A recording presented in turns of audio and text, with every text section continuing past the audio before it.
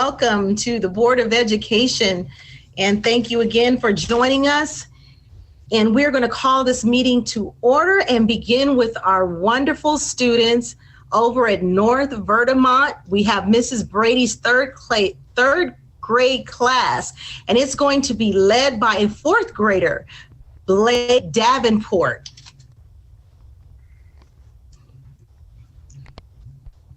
Stand for the Pledge of Allegiance. Place your right hand over your heart and ready, begin.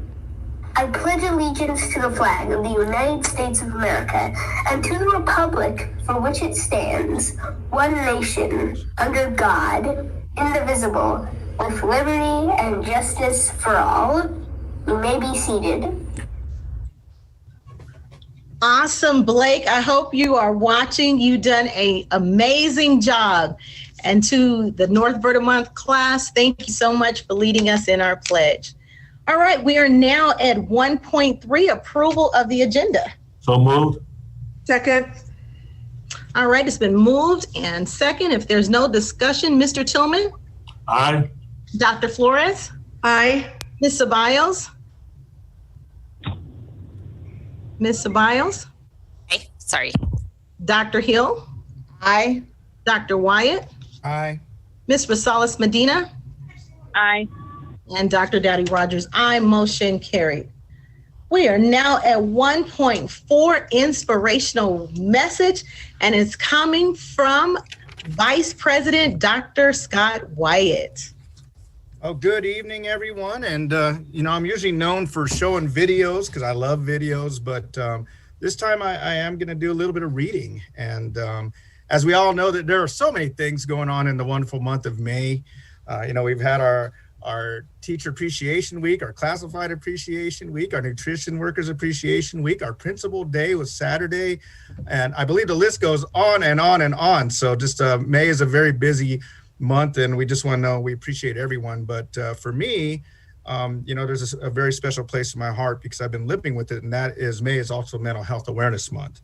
So, I just want to recognize that, do a little bit of reading. Then I have a couple quotes I'll read just after my message. So, as we know, May is Mental Health Awareness Month. And as many of you know, I've personally been involved with that topic of mental health on numerous levels, personally as a father and as a family man, and now most importantly as a board member. And as we all know, mental health issues and concerns have dramatically escalated with the COVID-19 pandemic. So my goal is to continue to bring greater awareness to mental health and the challenges we will continue to face as we transition to bringing our students and staff back to school. We can all be affected when a loved one experiences mental health issues. Knowing what to say or how to act or what we can do to help is not always clear. Other times we might be the one who's struggling. Anxiety, depression, trauma, these are conditions and others have affected billions around the world and throughout history. Talking about mental health can give us freedom to seek help, find people who can relate and move forward and toward well-being and healing. So let's continue the conversation about mental health. Together we can work to stop the stigma surrounding the mental health issues many of us face while creating a healthier and happier workplace and learning environment. So just a couple of quick quotes, and I really like these because they're short, number one, but they're also really what we need to talk about. And it says, this one's by Russell Wilson. And it says, if we start being honest about our pain, our anger, and our shortcomings, instead of pretending they don't exist, then maybe we'll leave the world a better place than we found it. So, one thing I think is just awareness and being able to have an honest conversation about, how we are maybe feeling. And I know that's not easy for us, but it's something we need to learn to do. And then this one is actually author unknown, and I don't want to take credit for it. But some of the most comforting words in the universe are me too. That moment when you find out that your struggle is also someone else's struggle, that you're not alone, and that others have been down the same road. So for many of us, we know this year has been a tremendous struggle for many of our staff, many of our students, many of our families. So just know, we say this, and it's kind of a mantra that we're all in this together and that we're going to come out of this together as well. And hopefully we come out of this better than we went into it. But we know there's going to have to be a lot of healing, a lot of understanding, and a lot of patience.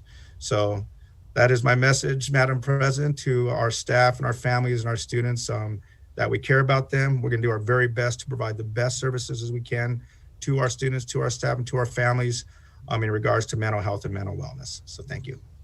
Thank you, Dr. Wyatt. Thank you so much. So appropriate, because we will be reading a resolution tonight around Mental Health Week. All right, we're now moving to 2.1, recognition of National Teacher Appreciation Week, California Day of the Teacher, and San Bernardino City Unified School District's Day of the Teacher. Mr. Tillman. My pleasure. Whereas National Teacher Appreciation Week is observed annually during the first full week in May and sponsored by the National PTA, and whereas the second Wednesday in May is recognized as California Day of the Teacher, which arose out of legislation co-sponsored by the California Teachers Association and the Association of Mexican American Educators and adopted in 1982. And whereas teachers mold future citizens through guidance and education, spending countless hours preparing lessons, evaluating progress, counseling and coaching students, and whereas teachers have been responsible for educating millions of students since the state's founding and have led efforts to promote and advance educational opportunities for all, and whereas a strong, effective system of free public education for all children and youth is essential to our democratic system of government, and whereas May 14, 2021 is a day San Bernardino City Unified School District honors its teachers, who are second to none in their chosen profession. And whereas despite the challenges of the COVID-19 pandemic and facing personal and professional challenges, our teachers continue to work tirelessly to provide student instruction through distance learning, and their immense work has provided a much needed sense of community and connection. Therefore, be it resolved that the Board of Education of the San Bernardino City Unified School District proclaims the week of May 3rd through May 7th, 2021 as National Teacher Appreciation Week, and May 12th, 2021 as California Day of the Teacher, and urges all citizens to pay tribute to our public school teachers. Be it further resolved that the Board of Education proclaims May 14th, 2021 as a day to celebrate the district's exceptional teachers and express its gratitude for their service, dedication, and professional excellence, and ask the San Bernardino City Unified School District family and community to come together to make a difference in the lives of our students. So moved. Second. All right, it's been moved and second. If there's no discussion, Mr. Tillman. Aye. Dr. Flores. Aye. Ms. Ceballos. Aye. Dr. Hill. Aye. Dr. Wyatt. Aye. Ms. Rosales Medina. Aye. Dr. Dowdy Rogers, aye. Motion carried. Thank you. We're now moving to 2.2, recognition of California Student Mental Health Week. And I will read that tonight. Whereas the week of May 10th through May 14th, 2021 is recognized as California Student Mental Health Week, and whereas students' mental health too often goes unnoticed, and research has shown that adverse childhood experiences have lasting harmful impacts if not addressed, and whereas reducing the stigma surrounding mental health will empower students to speak up when they need help. And whereas the early identification, intervention, and treatment of mental health and behavior issues is important for a healthy student body and student community, and whereas researchers have found the rate of mental health disorders in children and youth have steadily increased over the past 2 decades, and our students' lives have been changed due to the COVID-19 pandemic, with emotional stability likely to be a focus of concern for years to come. Whereas districts, through their unique role in serving children and youth, have an opportunity to address student health early and effectively, and the need for comprehensive, coordinated mental health services for students is a critical part of an overall education plan. Therefore, be it resolved that the Board of Education of the San Bernardino City Unified School District hereby proclaims the week of May 10th through May 14th, 2021 as California Student Mental Health Week, and acknowledges the importance of student mental health and recognizes year-round attention to paramount to the health and the success of students. So moved. Second. It's been moved in second. If there is no other discussion, Mr. Tillman. Aye. Dr. Flores. Aye. Ms. Ceballos, Aye. Dr. Hill, Aye. Dr. Wyatt, Aye. Ms. Rosales Medina, Aye. Dr. Dowdy Rogers, aye, motion carried. 2.3, Mrs. Ceballos. Thank you.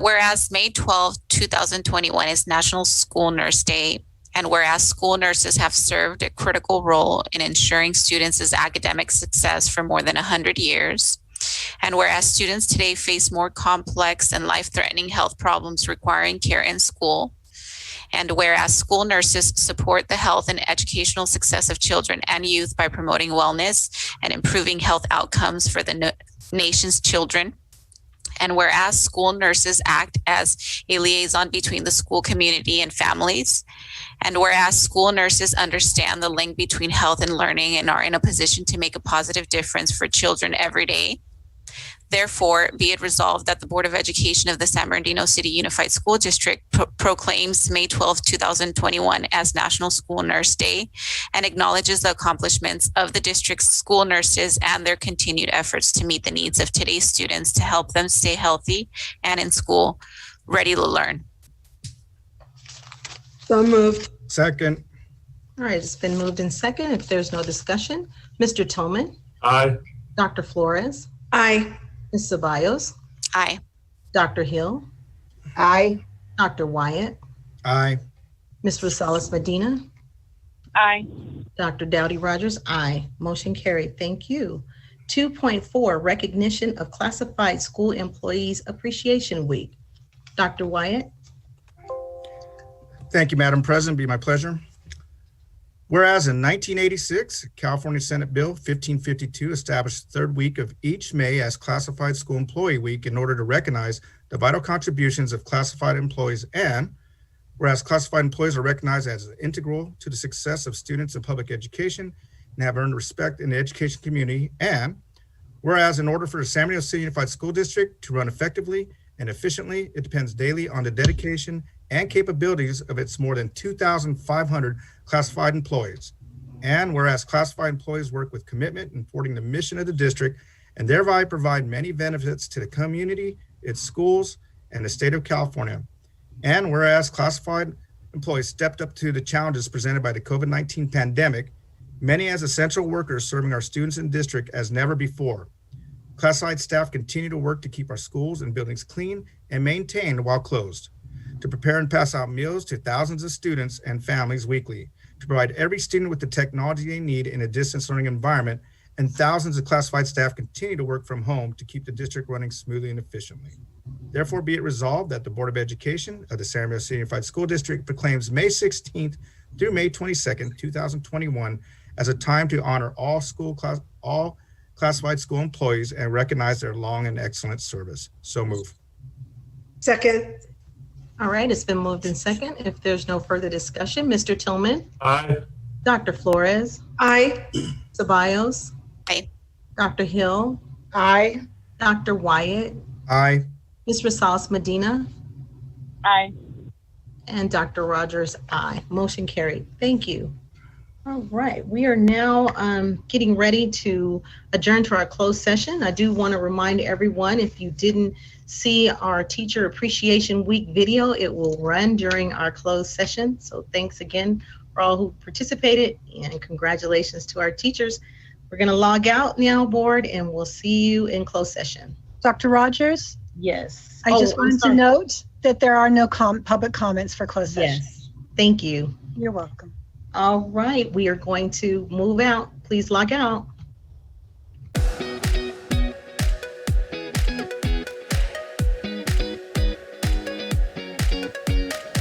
Hello, everyone. It is my honor and privilege to bring you greetings during Teacher Appreciation Week. Having served the district as an elementary teacher, working nearly 20 years in human resources, and collaborating with many of you on a number of projects and programs throughout the years, I've been fortunate to work with and hire literally thousands of the finest certificated employees, not only in San Bernardino City Unified, but across the state. And never has it been more obvious and gratifying that so many SBC USD educators are devoted to the children of this district than this past school year. Even though many of you have your own children and families to care for and protect during this pandemic, you have risen to the challenge. You demonstrated your commitment to the importance of lifelong learning by teaching yourselves and others how to use new virtual learning tools.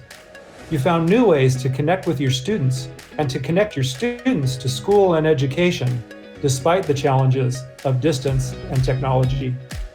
And you demonstrated compassion as you work to accommodate the diverse needs of your students and their families.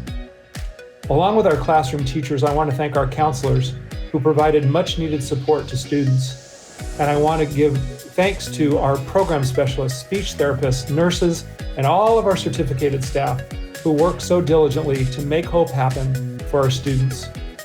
I believe that one day we will look back on our response to the COVID pandemic and count it as yet another example of how we're willing to do whatever it takes to serve our school community. I want you to know that everyone in the SBC USD family recognizes your hard work and that you are valued and appreciated. You are truly heroes for our students and their families. Thank you. Hello, I am Board of Education President Dr. Gwen Rogers. As a proud graduate of this great school district, I am a testament to the passion and dedication that our San Bernardino City Unified School teachers bring to our classrooms each day, whether in person or remote for the past year. Yes, this is the second year that we celebrate Teacher Appreciation Week virtually. And since our families have definitely become teachers in their own right since COVID-19 closed our schools, let me congratulate our dedicated families also. You're indeed a part of our teaching family. As challenging as some families found it to help us educate children in distance learning, teachers choose to do it day in and day out. For the opportunity to make hope happen by putting children on the path towards a successful future. So on this National Teacher Week, since we can't show up this year and personally express our appreciation to our San Bernardino and Highland teachers, it's important to truly tell them how much their work means. It's important to remind our teachers how amazing they are, how much we appreciate them, and tell them stories and examples of how they made a difference in the lives of children. As your Board of Education President, I would like to extend my gratitude on behalf of the entire Board of Education to every San Bernardino City Unified School District teacher for your selfless service. We are grateful to you today and every day, and we can't wait to welcome our teachers back in person next school year. Thank you, and remember, we are in this together. Hello, I'm Dr. Scott Wyatt. As your Board of Education Vice President and a fellow educator here in our region, it is my pleasure to honor our San Bernardino City Unified teachers during National Teacher Appreciation Week. The 2019-20 school year brought us new complexities with no advance warning, and teachers across San Bernardino City Unified School District rose to the challenge. You helped our students with technology at the start of distance learning, and by now, you're all rocking remote learning. Indeed, the 2021 school year was perhaps the toughest year of your teaching career, but not only did you survive, you found a way to thrive, and you found ways to continue making hope happen for our students. You deserve to be honored 365 days a year. After all, teaching is the profession that launches every career, and that is worth celebrating. Teachers are true nation builders, and without them, no other profession would be possible. They inspire and they change lives in and out of the classroom. Families, we hope you all join us at San Bernardino City in uplifting all the excellent teachers across our school district. Thank you for all that you do. Hello, ladies and gentlemen. My name is Dr. Irvin, and I will soon have the honor of leading this great district as your new superintendent. Officially, I will join the San Bernardino City Unified School District team on June 1st, and I look forward to meeting all of you soon. As you know, this is Teacher Appreciation Week in our nation. I want to take this opportunity to express my deepest gratitude to our teachers. Yes, I already claim you as my teaching family for the work you do to ensure the success of our students. I have been watching you from the Bakersfield City School District area where I currently serve as superintendent and have been very impressed with the quality of your approach to distance learning. I saw an example of educators in San Bernardino going above and beyond the call of duty to help children. That speaks volume to me because kids are where my heart is. In fact, since the Board of Education voted to close school campuses last March, our teachers have risen to the challenge and quickly learned and adapted to distance learning. Many of you have found creative and caring ways to keep our scholars engaged in learning, all while extending kindness and respect beyond our buildings and into our students' homes. And we know that many of you have done so while tending to your own children and families. In closing, as we wrap up an entire year of distance learning and gear up to embark on another year of growing, developing, teaching, and guiding, please know how fortunate we are to be able to call you a colleague, teacher, educator, and collaborator, and how fortunate I feel to be joining this organization of professionals. I believe, because I've watched it happen, that you are a team of educators who are always striving to improve on the excellence you already achieved. I am eager to work collaboratively with each and every one of you to build on your successes for the benefit of the children in our community. Be safe and be well. Thank you.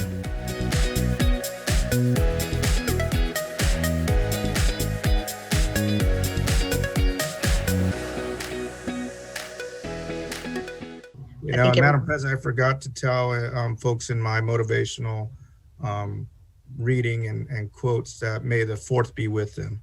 I know, I love that. All right, we are going to resume our meeting. Thank you, Dr. You haven't seen my background, just so you know. And I was thinking but I didn't want to assume, but if I had to guess, I would have won. So good. Yes, you would have, Madam President. You're very All right. We are now back at 4.1 HR class -20-21-12-ER. Be it resolved that the Board of Education accepts the notice of recommendation for disciplinary action and statement of charges to suspend 2 days without pay the following classified employee from his or her employment with the district. So moved. Second. It's been moved in second. If there is no other discussion, Mr. Tillman? Aye. Dr. Flores? Aye. Ms. Ceballos? Aye. Dr. Hill? Aye. Dr. Wyatt? Aye. Ms. Rosales Medina?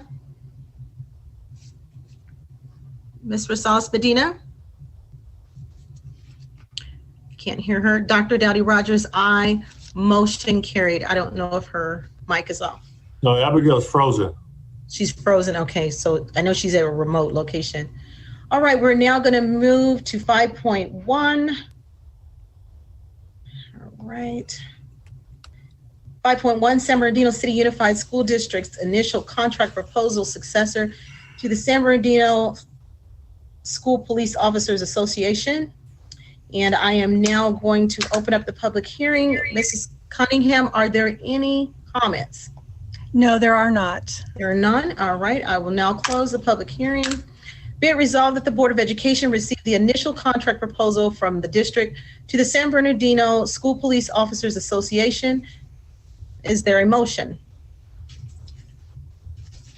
So moved. Move. Second. All right, it's been moved and second. If there is no discussion, I will take the vote. Mr. Tillman? Aye. Dr. Flores? Aye. Ms. Ceballos? Aye. Dr. Hill? Aye. Ms. Rosales Medina? Can you hear me? Aye. Yes, thank you. Dr. Dowdy Rogers, aye, motion carried. Thank you. All right, we are now moving to 6.1 and our resuming service board discussion. Dr. Volkemer, the legacy himself. Thank you, Matt. Thank you, Madam President. Board, we're going to bring you just a brief discussion about resuming some of our services this evening. Despite seeing a small uptick in case rates over the last couple weeks, conditions are continuing to move generally in the right direction and remain favorable. The county, the two cities we serve and the school district are all still squarely in the orange tier. I heard today that actually LA County is in the yellow tier now. So that's good news, and hopefully we'll follow them fairly quickly. Tonight we want to share some information related to resuming practices for our choirs and bands in preparation for our outdoor in-person graduation ceremonies. We know we want to make them as festive as we can in a safe manner. So we want to bring back some services related to that and wanted to share that with you this evening. So Anna, if you would. Thank you, Dr. Volkemer. If you can please bring up the presentation, Mr. Chavez. Thank you. So good evening, Board President, Dr. Rogers, Board Vice President, Dr. Wyatt, board members, Dr. Volkemer, Cabinet, and our viewing members as well. We'd like to propose today some resuming services around our music education. So you will get an update on the latest COVID numbers, and then our Visual and Performing Arts Coordinator, Mr. Scott Nelson, will present the proposals to you, Board. So thank you. We can move forward to the next slide. And Mr. Vitier, I know that you are here. If you can please go over this slide for us on the latest updates. Will do, Ms. Applegate. Thank you. Good evening, Board, Cabinet, and community.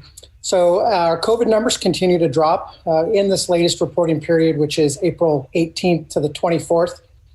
As of about 11 a.m., this was all with the exception of the city of Highland, where they started to report a jump from 5.9 to 7.5 new cases per 100,000.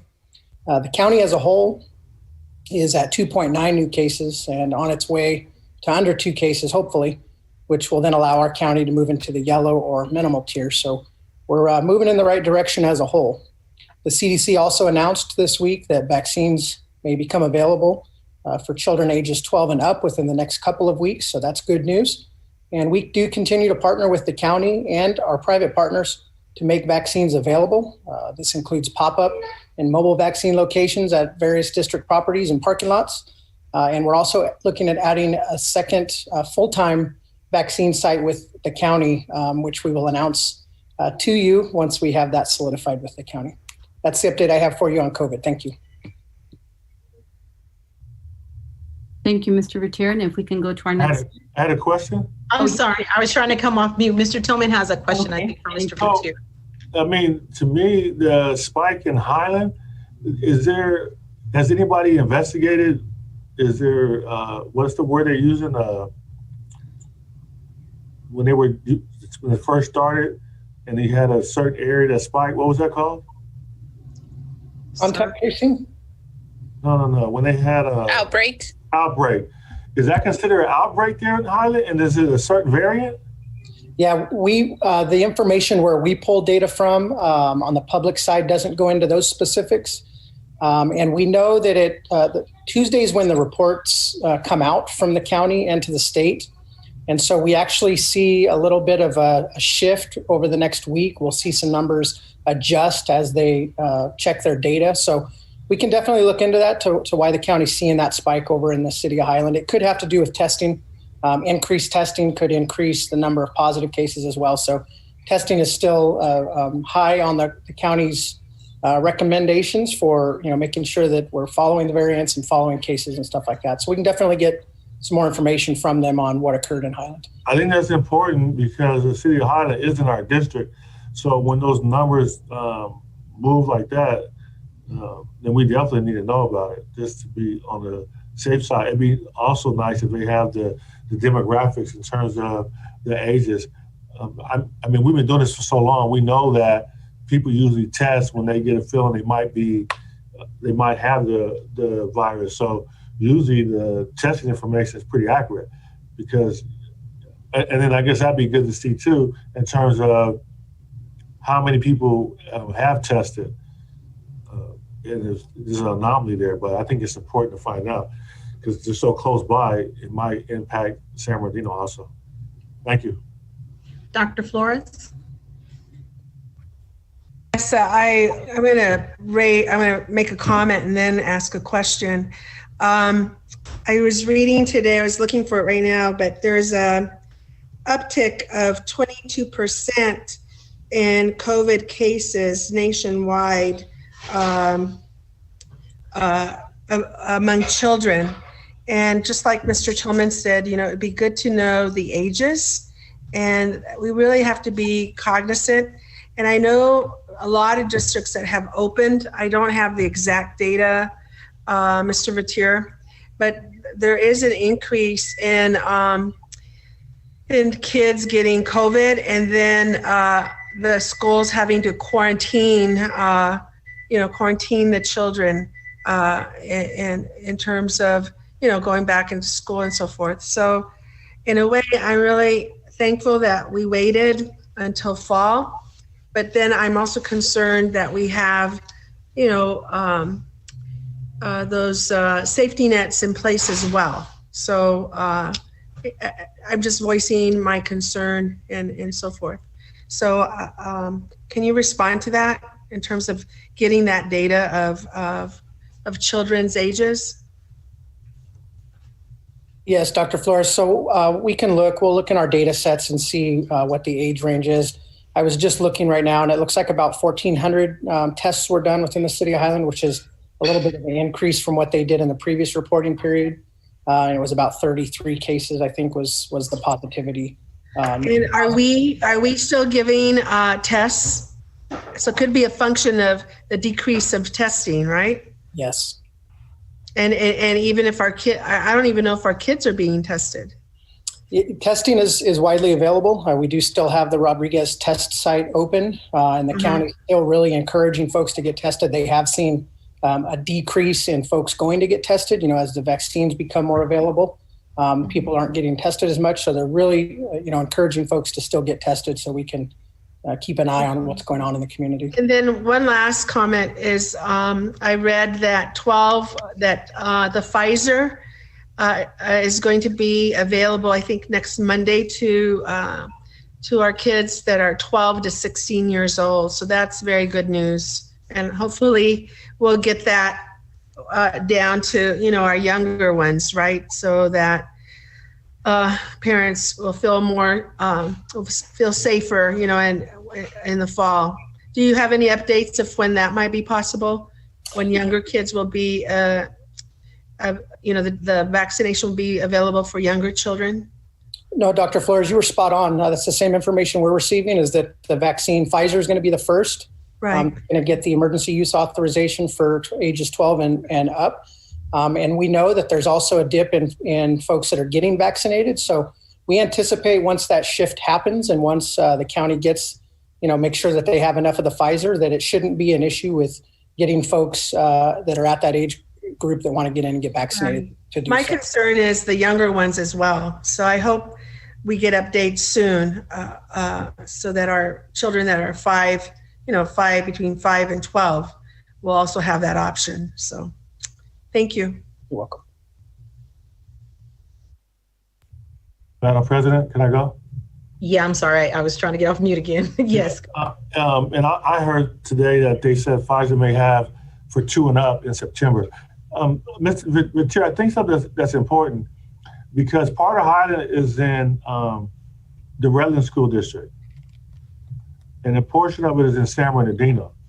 So I don't know if they can maybe working with public health, if this is where these numbers are coming from, maybe we can find out, overlay our district to see the difference too, because some of this, maybe in that area, I'm not going to assume anything or even, put that out there, but I think it is critical for us to see the information for our school district. All of San Bernardino, of course, for the most, not all of it, but most of San Bernardino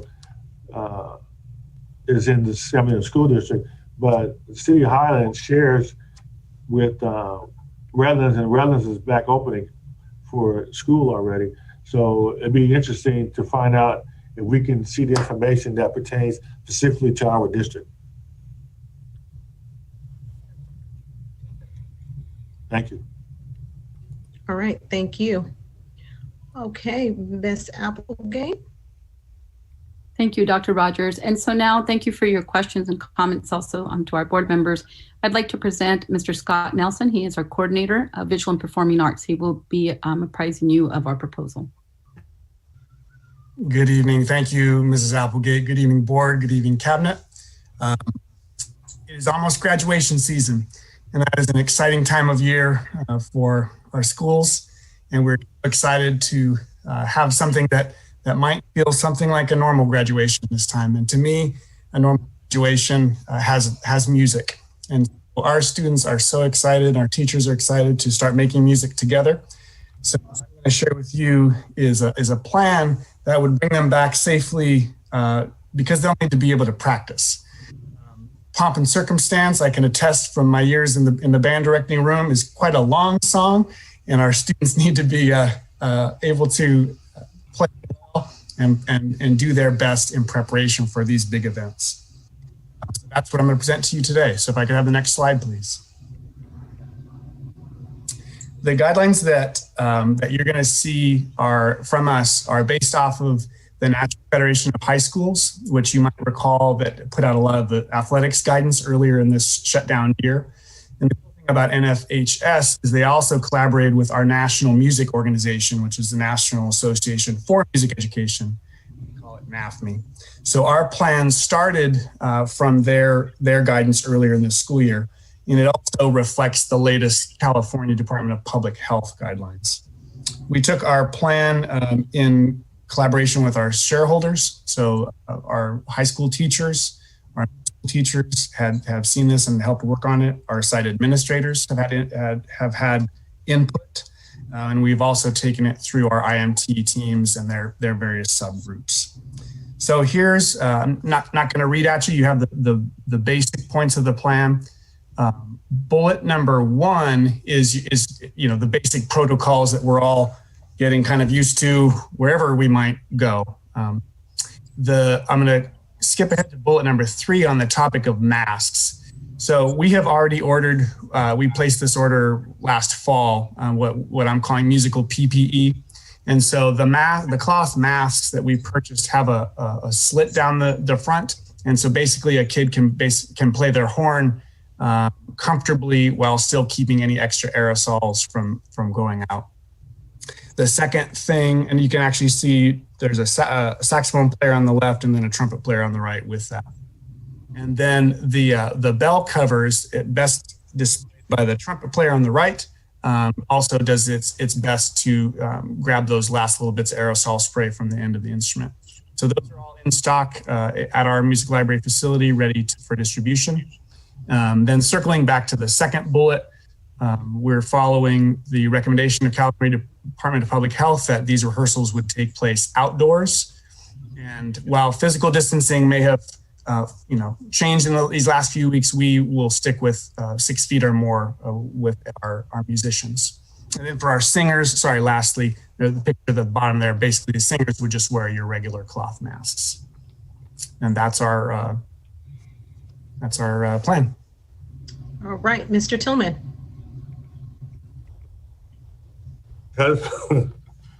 You said comfortable. Are you saying comfortable based on actually having the students say that the masks are comfortable to play in?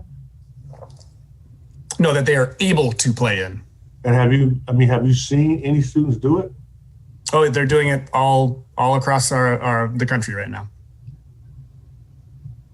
Anyone who's playing musical instruments right now in schools is using something like that. Well, my question is, have you seen anyone personally stood by someone doing this? Oh, I have not stood by anyone personally doing this, no. And I think that's important. I played in the band. I saw people pass out in the band playing with just regular. And to see somebody's nose covered and a slit through their mouth, I just want to make sure that this is reasonable. I mean, and what I want to hear somebody tell me is, I'm a band instructor. We had the band students here, and they played, and they said it was comfortable. You said comfortable. So I just want to make sure it really is, because in the end, I want to hear it from the parents anyway. I'm gonna hear it from the students. So we have to be practical about it. I just want to make sure that we're doing the right thing. I happen to play the drums in our church choir, and watching folks sing, and these are adults for the most part, but I haven't seen anyone manage to sing through a mask. They use the shields and put the microphone under the shield, but I have the question too about, is it possible to sing through a mask? And hopefully you all will come back to us with the information, but I want it based on somebody come back telling me, we had the choir at San Bernardino High School and the band at San Z, and they did it and everything was great. If there's some issues, we need to know about it. All right, I'm not seeing any other questions, but I do, Mr. Nelson, thank you, but do want to ask, you did say that this was according to the CDPH guidelines, and is those guidelines is what they have everyone doing across the way, wearing these forms of masks? Because board tonight, what they're asking us to do is to lift this, to give some direction somewhat so that they can begin to practice. And so we need to find out what our preference is. One, I don't know if the mask is part of that. I'll give you an opportunity to answer that, Mr. Nelson, so we can be clear on that, because otherwise, I don't think we're saying don't wear masks. So can you? Yeah, that's correct. That's correct, Dr. Rogers. The current guidance calls for wearing masks such as this while playing instruments. Mm-hmm. Okay. All right, Dr. Flores.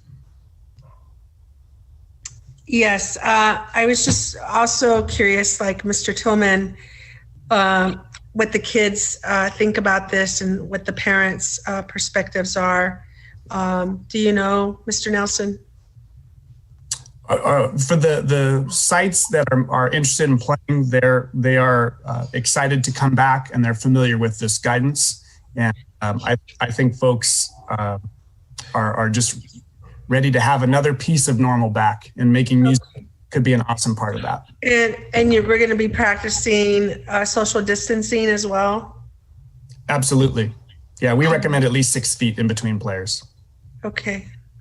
And they will be wearing masks? Masks with also with the bell covers, which is that picture on the right. If you can see the guy playing the trumpet, right. That's a double layer. And are these rooms ventilated? And can they open windows and doors? We're recommending outdoors, Dr. Flores, as of right now. Outdoors? Oh, perfect. Okay. Yeah. If it's outdoors, I'm comfortable with that, because I'm not too keen, given the reports by scientists. It doesn't matter what kind of ventilation we have in classrooms, it spreads, it's airborne. And so if it's going to be outside, that's good. Okay, and 6 feet away. Okay, thank you. Thank you. Mr. Tillman? Mr. Nelson, you play an instrument? Yes, I'm a clarinet player. And have you tried this? No, but I will tomorrow morning, first thing. I got to tell you, that's critical for me. I mean, even the part about, it's hard. I didn't play an instrument because when I try to blow my dad's trombone, I got a headache just trying to blow it. So I'm just concerned about students having to blow and then have to have your nose covered and have the bell covered. I don't know. I mean, and you're saying this is mandatory? This is the current operating guidance that we would follow, absolutely. But Eric, is this mandatory? No, so CDPH has backed off of the term mandatory for most of their guidance. So they have kind of best practices and recommendations. And so our incident management team looks at the best guidance and consults, in this case, with Scott Nelson and other music entities in the region to see what they're doing. What's the experience that's out there. And so our recommendation was that they follow the CDPH guidance, which is what Mr. Nelson's explaining to you this evening. And you're saying even if they're outside and they're 6 feet apart, you still have to wear this mask and this cover? It's recommended. My fear always as a board member is that we approve stuff, and when it gets down to reality, it makes no sense. So I don't want to have to give folks these masks, and it's totally impractical and impossible for a student to really be able to play and do this. And if there is if it's not mandatory, then I hope we make exceptions for students who may have problems breathing or asthma, and this is only going to exacerbate it and make it worse. And we're coming up on heat. So none of this makes sense to me. Maybe I'm missing something, but I just can't imagine being in San Bernardino and all of a sudden you have a 90-degree, 100-degree weather, and you're going to have a mask on and have to blow harder through your bell because you got to cover it up. I just don't see it as being possible. And to me, maybe you space the kids out more and make sure they're facing the same direction so no one's getting it in their face. But being outside, I think you got to take advantage of space versus mask. And you have plenty of space outdoors. So you could, I mean, I did marching band. So we did field shows and you could be spaced out as much as you want. I think that'd be the way to do it versus trying to play an instrument or math. It just doesn't seem possible. Thank you. Ms. Ceballos? Thank you, Dr. Rogers. I guess Mr. Tillman kind of asked the question that I was going to ask. I was going to ask around whether this was mandatory. So just so that I understand correctly, the guidance that is being requested of the board is to resume rehearsals in person. Is this part of like class? Is this just the clubs and the after school rehearsal type of practice? So our students are currently, if I'm understanding your question correctly, our students are playing at their homes right now through distance learning. What this proposal is to bring them back in person because they haven't played together in obviously a year plus. And I'm sorry, but this is not like an elective class or anything. This is an after school extracurricular activity. We have students doing it. And it actually is limited to our students who need to practice for graduation and end of year celebrations because they need to get ready for those. So that's why we particularly focused on those students. Okay, and are those students, so it's not class, so it's after school, after extracurricular. Okay, got it. Are those students willing to come back? Are they interested in coming back? Yes, we have. I can't speak to certain percentages or whatnot, but we have a lot of interest in some areas of our schools, certain programs, certain teachers that have students that are very interested in coming back. So what about the students that maybe don't feel comfortable coming back but still want to participate?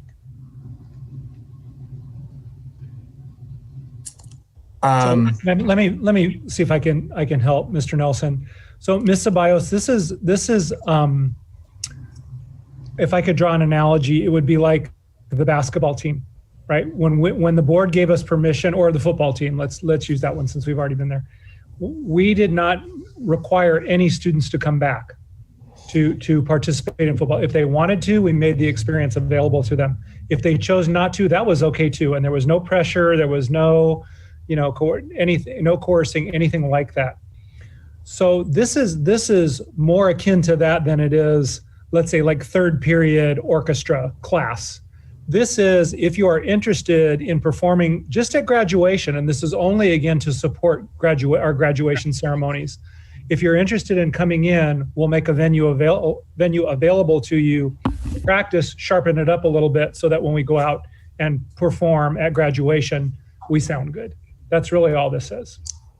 Okay, so and I understand that. I just want to clarify and make sure for sports, that's not something that can be offered virtually. That's by definition, you have to come together. Music, on the other hand, there is that possibility. And so I would just want to make sure that students that do not feel comfortable coming back but are still interested in maybe participating, that there is some opportunity for those students as well. I don't see a problem with students coming back in person if that's what they choose to do. I just want to make sure that those that don't feel comfortable coming also are able to have some sort of opportunity to participate as well. I can speak to that, Ms. Ceballos. So our students do take music classes, band, orchestra, choir during the school day, during the period 1, 2, 3, 4, 5, 6, 7 day.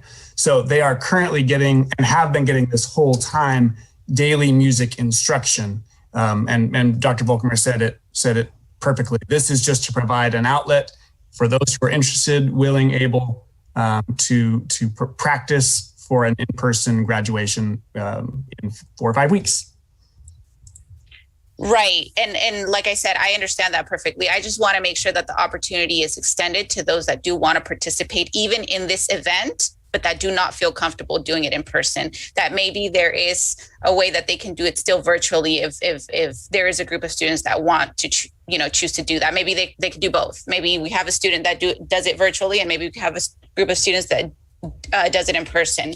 I don't see a problem with getting students back in if that's what they want to do and that's what they feel comfortable with doing, as long as we have all of these safety, precautions in place. So that's just my 2 cents. Ms. Rosales Medina? No, that was just what I was going to clarify, because I thought there was a question as far as that this is only an after-school program. My daughter was in band, so it's actually a classroom, and where you you have like that designated period as a class to do. So I just wanted to clarify that. And I'm in favor. I think this would be a great opportunity as long as they're using the PPEs that they need. It may be a little bit more of a struggle, but I imagine those students that want to come out and participate in person, a lot of them are seniors. This would be a great opportunity. So I would support this. Thank you. And I believe Dr. Flores, you had a... Yes, I wanted to support what Ms. Medina and Ms. Ceballos said. And I concur with you, Ms. Ceballos, that the kids, if they don't want to participate, they have that option. They can still do it virtually. Is that an option, Mr. Nelson? Well, yeah. So they would be in-person rehearsals where. Okay. I guess there would be a way of maybe setting up a Zoom that we'd have to work out the details of that, because it doesn't sync up. Like if I were to play my clarinet and Mr. Tillman were to play his drums right now together, we would not line up and we would not make music. So logistics would be tricky, but I think the spirit of what you're asking about, students being comfortable, students being a part, I think we can definitely find a way to work that out. Well, like I was thinking, how they all did the virtual at CSBA. And we're going to have the technology up. So if there was plenty of kids that wanted to do it virtually, and you had, of course, all the instruments that you needed for whatever the song was, they could, you could pull it off, right? Creatively. And then the ones that prefer to be in person with all the PPE, guidelines and so forth, because you're going to be outside, then that would be, so nobody's excluded. I think that's what Ms. Ceballos was getting at. And so anyway, I agree. It's just the kids that are going to be performing, correct? At the graduations? Yes, that is correct. And we wanted to make sure that we will provide an opportunity for our students who are in distance learning. We will figure out a way to make sure they also get. Then I support it. Thank you, Madam President. Oh, thank you. And Mr. Tillman, I think you have a final comment there. Yeah, 2 things. Anytime you see a whole group of folks playing at the same time, it's pre-recorded. There's no way you can play all at the same time live. Unless I'm missing something, somebody needs to tell me, but it's just impossible. You can't sync all those people with different bandwidth and technology in live. So all that's pre-recorded, which means you could maybe, if they want to take the effort, have someone the group pre-record and play at the graduation as a pre-recorded. Maybe that's something they could do. But I just want to make sure that the board gives direction that if it turns out that these masks are impractical, that we still allow the practicing to go on and the performance, just making sure that we have social distancing, because Mr. Nelson said himself, he hasn't seen anyone actually use this. And I'm looking at it and it doesn't look practical to me.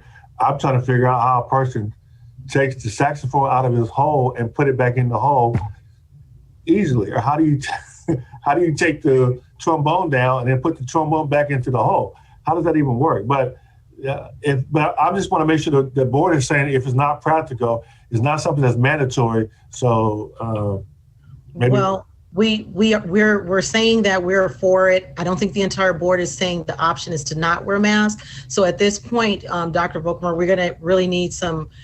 I'm sure the practice is going to start sometime here soon, and we are going to be able to have Mr. Nelson report back as he stands to a student and do this activity with them, because we're still staying on the side of safety and the clarity that we definitely want to make sure that it is an option. So I know we have parents most likely watching tonight, and so this is an option. And my understanding, there is going to be some virtual recording somewhere anyway, going along with some of the activities that are taking place. But Dr. Volkemer, if you can, again, just make sure we know, because I don't want anyone to get out of this meeting that we said, oh yeah, it's the option, and then we got some with, some without. We'll know more after it's tested and tried. And that's why I made the point. Thank you. What we're going to do, board, is have Mr. Nelson at the next board meeting give you a demonstration of playing the clarinet with a mask on. We'll take that too. I can do it right now, Dr. Volkemer. Let's do it. I'll get my drums keyed up. Okay, we'll take that. Here's what we heard. You want the kids to have the experience. You're okay with that, virtually or in person. So try to find a way, be creative to get those kids who would like to participate but aren't, comfortable coming in person. Is there some way we can link them, hook them in, et cetera, et cetera? Well, our people are very creative, and we'll do the best we can to do that.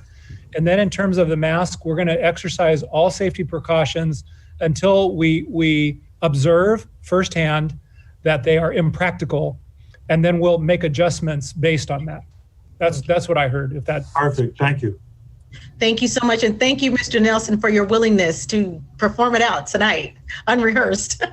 Okay, board, we're going to move forward. I believe that was the conclusion of that small presentation. 7.0, public comments. 7.1, Ms. Cunningham. I am going to read when it comes up on my screen here, and you are getting ready. This is the only time the public will have an opportunity to address the board on items not on the agenda and within their subject matter jurisdiction, such as district policies, procedures, programs, services, or fiscal matters. Pursuant to the provision of the governor's executive order N-2920, dated March 17, 2020, certain requirements of the Ralph M. Brown Act are suspended. If you would like to make a live comment at district board meetings, a registration form is required. Forms can be found on the district website and Facebook. This registration form is available for 24 hours prior to all scheduled Board of Education meetings and will close at 4:30 p.m. on the day of the meeting. Public comments are limited to 5 minutes per person, and all comments submitted on one subject will be provided no more than 30 minutes total. A timer will be visible on the screen during your comments. We ask that you monitor your time. Participants are reminded that any inappropriate language or images will forfeit their registration, and they will immediately be removed from the meeting. Speakers are cautioned that under California law, no person is immune from liability from making intentionally false or defamatory comments regarding any person simply because these comments are made at a public meeting. Ms. Cunningham, do we have any public comments tonight? Yes, Board President, we do. I'm going to start with Michael Padilla. Michael Padilla, if you're available, please unmute. Hello, Board. Can you guys see me? Yes, we can. Thank you. All right. Hello. My name is Michael Lee. I'm the principal of Entrepreneur High School. I also have my assistant principal here, Daniela Carrillo, who will also be part of the short updates of our school. So first of all, Board, thank you for giving me the opportunity tonight to speak. I want to thank all the teachers for the amazing work that they have done this whole entire year. This has been a very difficult and trying year for our students. And I think, as you've all mentioned, our teachers have more than risen to the occasion. So what I want to talk about is just some updates from our school. We know that this year has been a really difficult year for our students during the pandemic. Nationally, they've struggled throughout the years, trying to get their grades up. They struggled emotionally. And it's been our intention this entire year to open up our school. We've promised parents since day one that we wanted to open up our school. And we were able to have students re-enter campus on April 6th, which was a great day for our families, for our students. And it's been very successful. We've made sure all CDC protocols have been followed. We have extra safety precautions to make sure our students are safe on campus. And the biggest thing is our students have taken up the challenge upon themselves and made sure they're wearing their masks all the time. They are, making sure they're following the safety protocols, the social distancing. So our students have been the ones who trying this, and they've been doing really good. We have about 50% of our students on campus, and the other 50% are logging in virtually. So we have a hybrid model. Our students attend 4 days a week, along with virtual students logging in at the same exact time. So we wanted to make sure our virtual students get the same high quality education as our in-person students. So they log in simultaneously, which has been a smooth transition for our teachers since they've been working on campus since day one. So throughout this entire year, our teachers have worked on campus to deliver virtual learning. So students came back was a very smooth transition for them. And we invest a lot this year in technology, all our new cameras, upgrade our bandwidth to ensure that we deliver proper instruction to our students. So Mrs. Carrillo will also give you some updates about some other of the community things that we've done this year.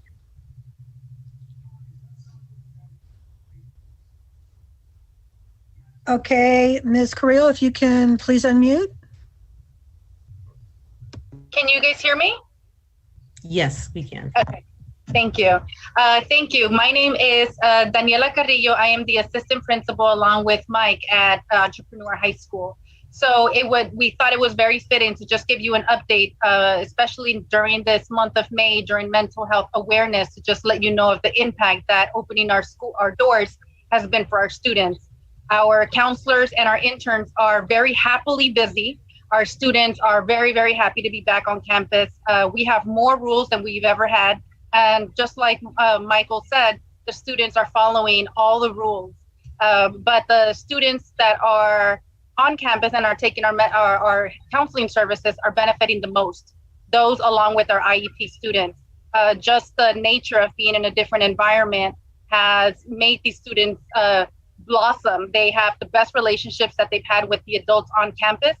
And, like I said, they are happily busy. Everybody on campus is happily busy.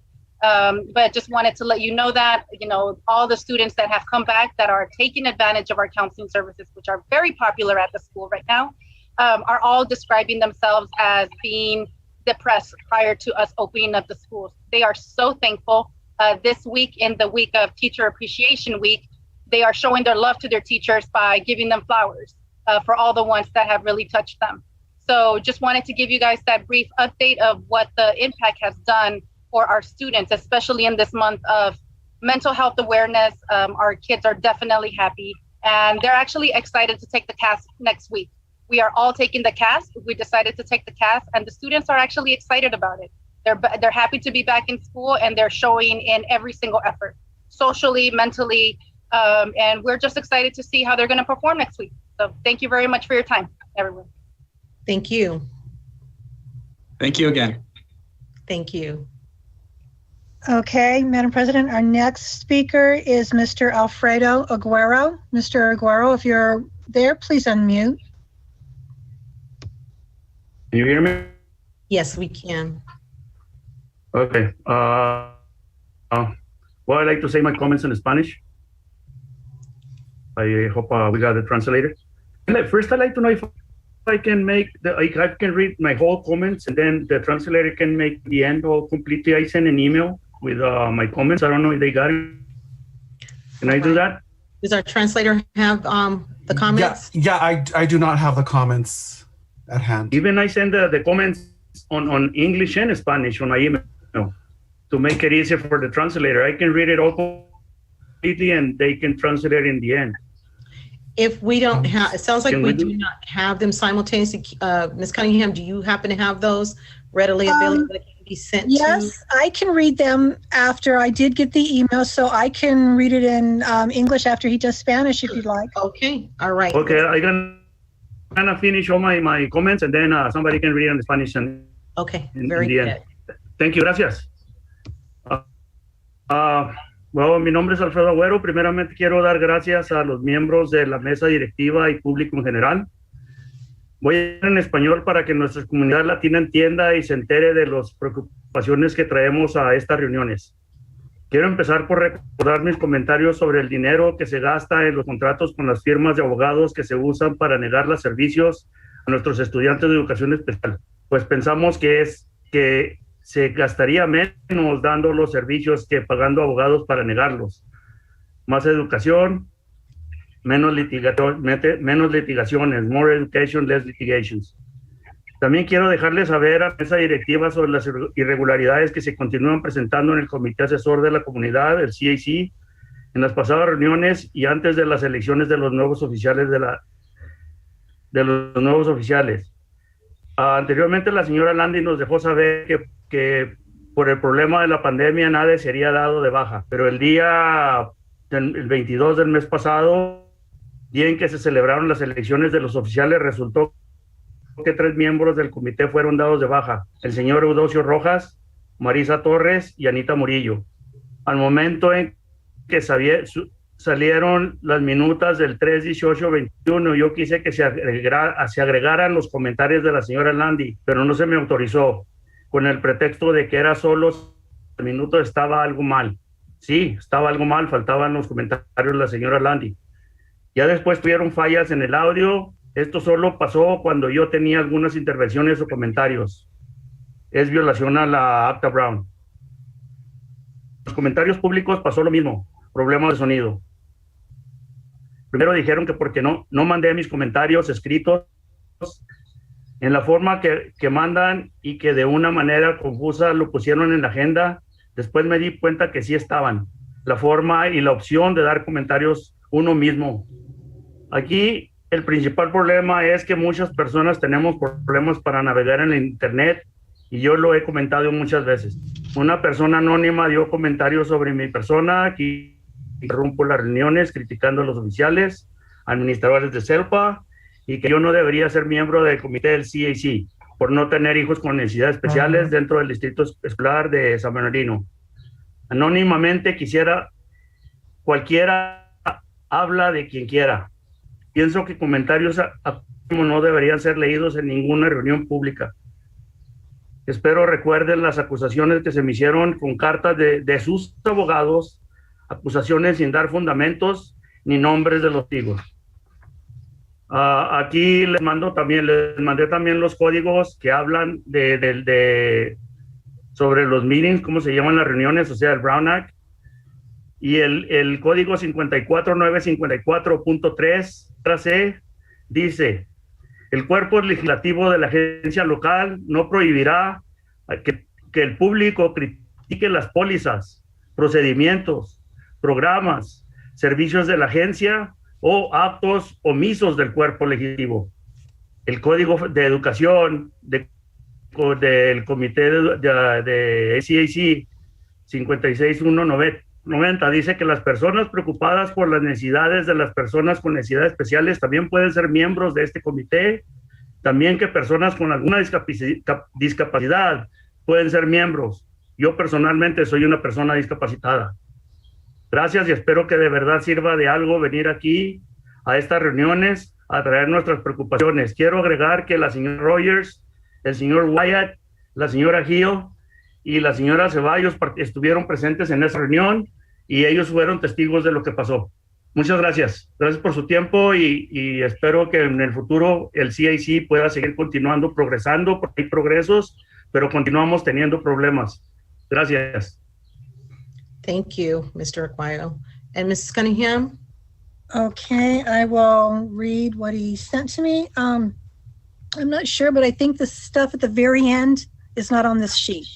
Okay. So that's what I can tell. Okay. I want to start by remembering my comments about the money that is spent in contracts with law firms that are used to deny services to our special education students, because we think that less would be spent providing services than paying lawyers to deny them. More education, less litigations. I also want to let the Board of Directors know about the irregularities that continue to be presented in the Community Advisory Committee, CAC, in the past meetings and before the elections of the new officers. Mrs. Lundy let us know that because of the COVID-19 problem, no one would be discharged from the member list.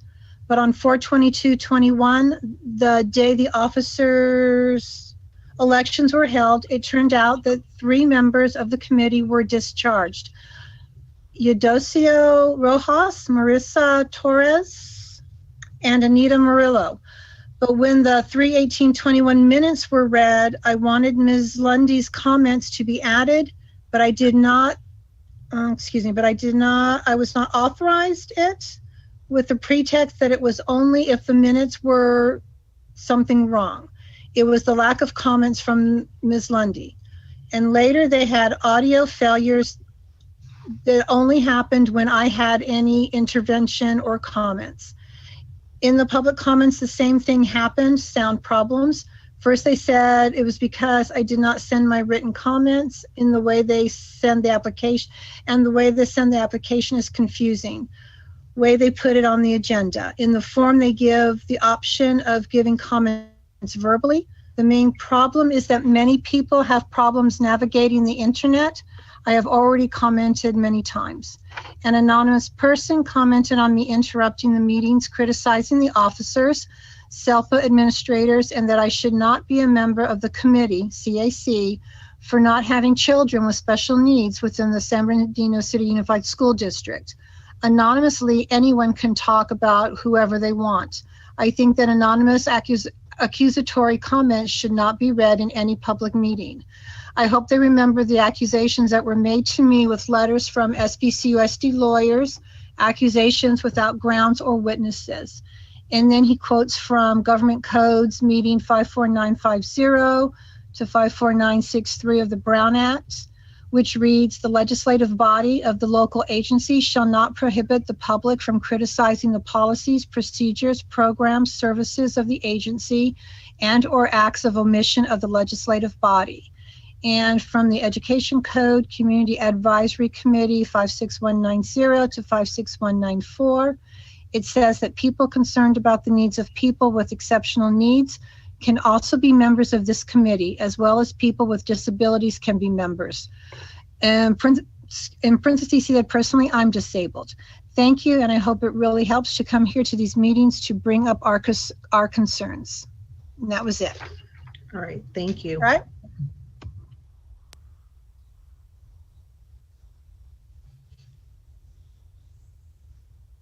We have one more comment. I'm so sorry, I almost forgot. Liliana Valenzuela. Ms. Valenzuela, if you're available, please unmute. And I'm told she's not here. She's not. Okay. All right. Well, thank you all for your comments. And we are now going to move to 8.0, reports, comments by union organizations. Beginning at 8.1, San Bernardino Teachers Association. Is there a representative tonight? Good evening, President Dr. Rogers, members of the board and cabinet. I'm Ashley Vitier, President of the San Bernardino Teachers Association. I'm speaking to you tonight on behalf of the 3,000 members of SBTA. We are in the final weeks of what is probably the most challenging and difficult school year in our collective memory. Our teachers and support staff have done amazing things to reach and teach our students, things that they never could have imagined a year ago. So I'd like to start my remarks today by thanking our teachers, as this is National Teacher Appreciation Day and May 3rd through 7th is National Teacher Appreciation Week. If we could applaud them, all of our teachers. And I want to thank each and every one of our teachers for the work that they do each day with our students and families. I also would like to take a moment to recognize that May 12th, next Wednesday, is National School Nurse Day. And our school nurses are also an integral part of our school community. And we want to sincerely thank them for their dedication to the health of our students and staff, and for being that vital link between health and learning that allow our students to be successful when they do come to our school sites or are learning virtually. More than ever, we are looking to the start of the 2021-2022 school year before we've even wrapped up this one. We're all looking forward to a little summer break to catch our breath and get some much needed rest and relaxation. But at the same time, we are also wondering what school will look like in the fall. We want to be back with our students. We want a school year that looks like the one that we left on March 12th, 2020, or actually March 13th, 2020. But we know it won't. We're going to have a new normal. While we are feeling better, and many of us are vaccinated and looking to the future, we must make sure we stay vigilant. As you heard earlier, San Bernardino County continues to be in the orange chair. The case rates for our school district continue to go up and down from week to week. This week, we're back down at 4.5 cases per 100,000. Last week, it was at 5.1. As much as we would like to believe that things continue to move in the right direction, we are still nowhere near the end of this global pandemic. And the number of our children in our district aged 5 to 19 testing positive with COVID has increased again by another 37 cases since you last met. We are now up to a cumulative total of 5,512 COVID cases amongst our youth. And at this time, we still not know exactly how soon, although next week could bring 12 and up access to COVID vaccines. It looks promising that we may have more of our school age students access to them by the fall. And based on what we are continuing to learn about these new variants that have emerged and the older segments of the population getting vaccines, we're starting to see increases in the number of children that are testing positive. So we must continue to encourage vaccination for as many people as possible. We also must continue to take every safety precaution seriously, masking for students and staff, improve ventilation through upgraded air filters and our air purifier units, and appropriate distancing in order to ensure that environments we bring students back to are safe. We continue to be in negotiations for summer school and will soon begin negotiations for returning to in-person learning with students. And one of the strengths of our district has been the collaborative approach the unions and management have traditionally used to problem solve. This board has shown time and again over this last year that it has the best interests of students and staff in the forefront of its decisions on the impact of the pandemic. As we move forward, it is the stakeholder approach to our return to school that will make us successful. We cannot afford to cut corners just to return to normal, whatever that looks like. As I've said before, our successful return must include implementation of safety protocols, procedures, logistics, and implementation, social emotional supports for staff and students, and our core instructional program. We have one more month of school. That is what we have left of this unique and challenging year. It has brought us opportunities and lessons for the future. We have learned that we are resilient and that this district, board, management, and staff works together in ways that make us stronger and supports our students and families first. As I conclude my remarks, I would like to say one more thank you to all of my members. My empathetic counselors, my stretched thin nurses, my inventive psychologists and speech therapists, my creative program specialists and other teachers on assignment, and my hardworking and resilient teachers, pre-K to adult education. I salute you today and every day as you are the backbone of our schools. Thank you for your time. Thank you. All right, moving to 8.2, California School Employees Association. Is there a representative tonight?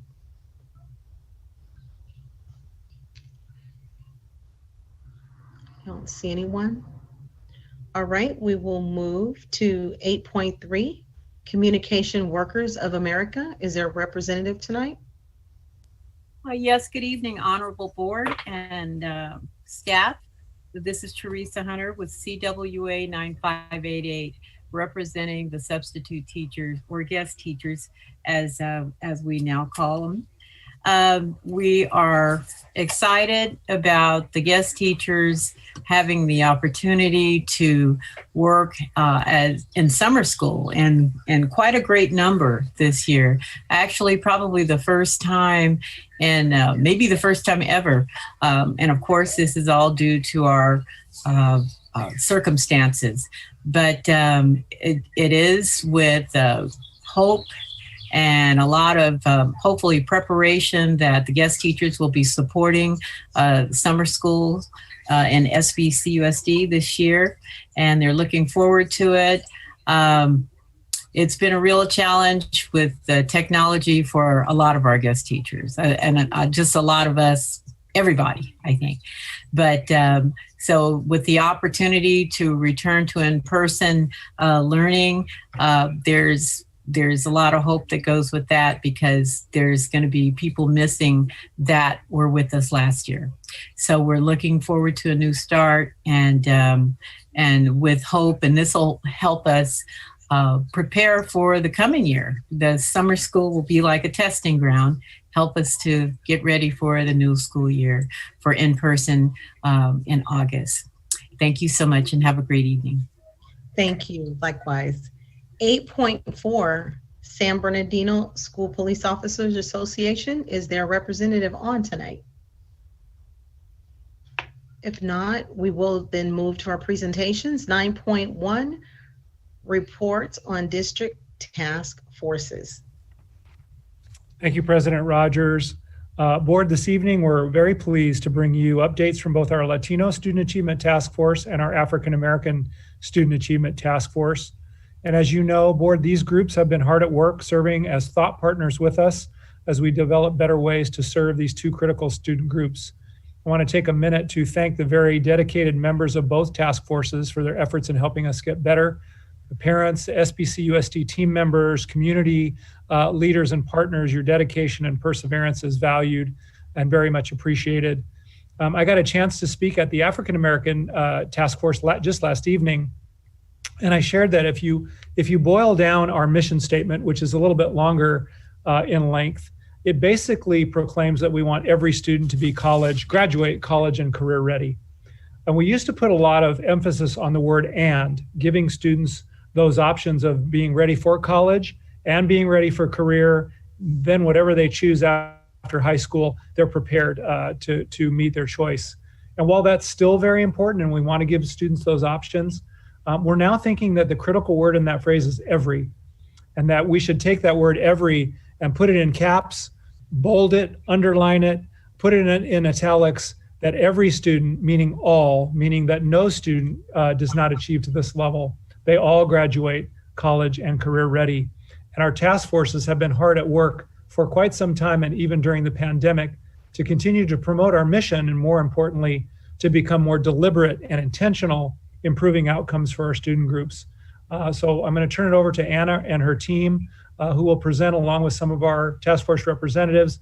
I want to thank them all in advance for their work and the critical role they're playing in this very, very important effort. Thank you, Anna. Thank you, Dr. Volkemer.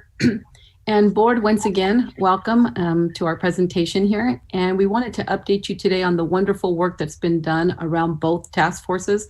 I think you'll be very pleased that COVID or no COVID, we moved forward. We got a little bit more innovative on how we can complete the work, and you'll hear a little bit more about that.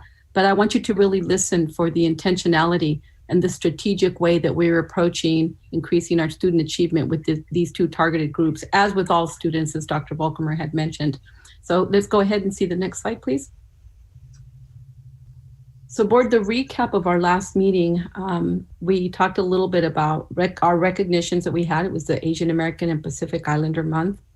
We also talked about the flexibility of accommodating our staff as we move forward to bring them back to work. And Dr. Funches has done some wonderful work with his team around that. We also talked a little bit about in-person learning for summer school. You mentioned that you wanted to make sure that we had a virtual academy option. And so we are having options for summer school online learning for all of our students. And then we also talked a little bit more in depth about our accelerated student achievement plan. And you heard quite a lengthy and detailed and comprehensive plan around everything that we're doing for our students as they come back to school. We realize that we have some needs that we are going to have to address, and we're happy to do so. We want to welcome back our students with open arms and make sure that we have all the supports, whether social, emotional, behavioral, of course, academic, but making sure that we're meeting the needs of all of our students. Next slide, please. So our objectives tonight are to update you on both task forces, and then you'll be seeing a wonderful video of our visual and performing arts students who have prepared something very special for you. And it's quite moving to see how they continue to be creative and fantastic, even from home. They have found some very great ways to show you some of the art projects and things that they are doing that I think you'll be very pleased about. Next slide, please. So board, we are going to start with our update on the Latino Task Force. And to give you the update, we have our Assistant Director of Multilingual Programs, Mr. Les Ojeda. So I will go ahead and introduce him. Mr. Ojeda. Thank you, Ms. Applegate. Good evening, Board President, Dr. Rogers, Vice President, Dr. Wyatt, Superintendent, Dr. Volkmer, Cabinet, and Community. My name is Les Ojeda, and I'm the Assistant Director of Multilingual Programs, and it is truly a pleasure to be here with you this evening. I think this might be my first presentation in front of the board, so I might be a little bit nervous, but you all are smiling right now, and so hopefully at the end of my presentation, everyone will still be smiling because we have done good work, and I'm very proud of it. Next slide, please. So tonight you're going to receive just some more information on the Latino Task Force and kind of giving you a timeline and also some background on what the committee was all about. We had certain objectives as we started the committee. And of course, it all revolved around our Latino students. We wanted to make sure that our Latino population had the same opportunities that any other student would have to be able to be successful and achieve at a high level academically. So specifically, some of the objectives were to collaborate with stakeholders to explore research, share evidence-based practices, and build collective efficacy around Latino student achievement. To identify impact focus areas, high impact focus areas, that will increase performance outcomes for Latino students. And we did it through looking at data. We looked at effective practices, research-based effective practices, and also gathering qualitative and quantitative artifacts. Also creating and strategically implementing a 5-year plan that will improve specific processes, procedures, and systems to grow the capacity of district staff in order to improve the academic outcomes for our Latino students.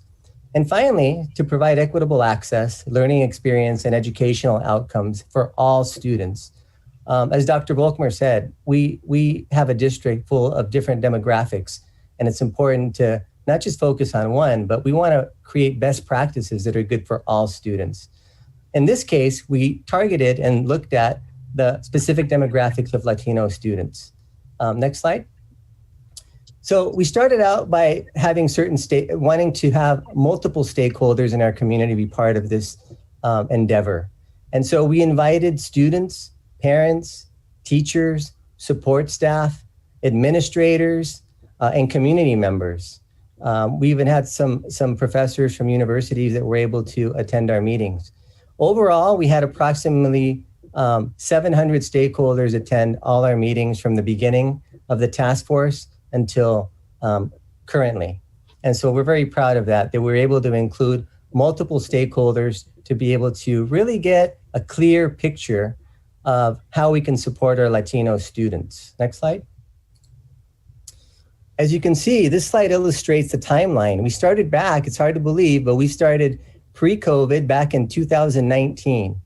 And we continue to do the work. COVID was a bump in the road in terms of being able to meet physically, but we've continued to meet with our task force participants virtually. And we are still moving forward, I feel, in the work. And so even though COVID has been a bump in the road, it hasn't stopped us from really trying to do what we're trying to accomplish, which is to help support our Latino students. You can see the timeline from 2018-19, 19-20, and 2021. And during each meeting, we had our committee members participate in a variety of different activities to learn more about the needs of our Latino community.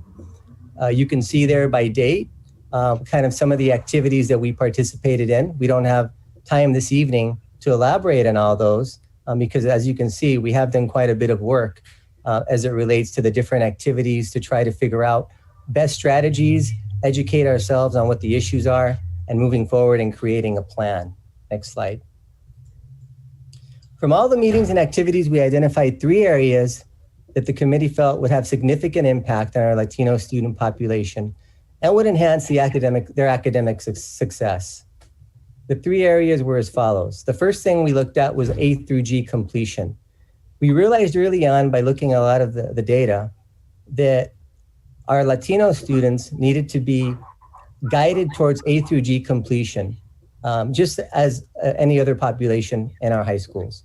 And we wanted to make sure that we created some systems and had some systems in place to be able to not only monitor them, but make sure that they're placed appropriately so they have the same opportunities given to all students and be able to complete the A through G requirements. We also looked at math in grades 5 and grades 8. those are pivotal years in math because of the transitions in the middle school and also into high school. And so we wanted to make sure that our Latino population of students was progressing at a rate that was acceptable adequately and growing each year. So we looked at a lot of assessments, the state testing, and some of our benchmarks to identify where the gaps were. And then finally, we identified family engagement as an area where we could improve as a district. It's very important that we educate our families because education is really a team effort. You know, I have 3 kids of my own, and I know my wife and I are always trying to help support them. And part of it is educating ourselves on what they need to accomplish and how to get there. And so I think that's one of the things that we learned and analyzing the data and talking to students and talking to teachers and administrators is that we can improve in the family engagement area. Next slide, please.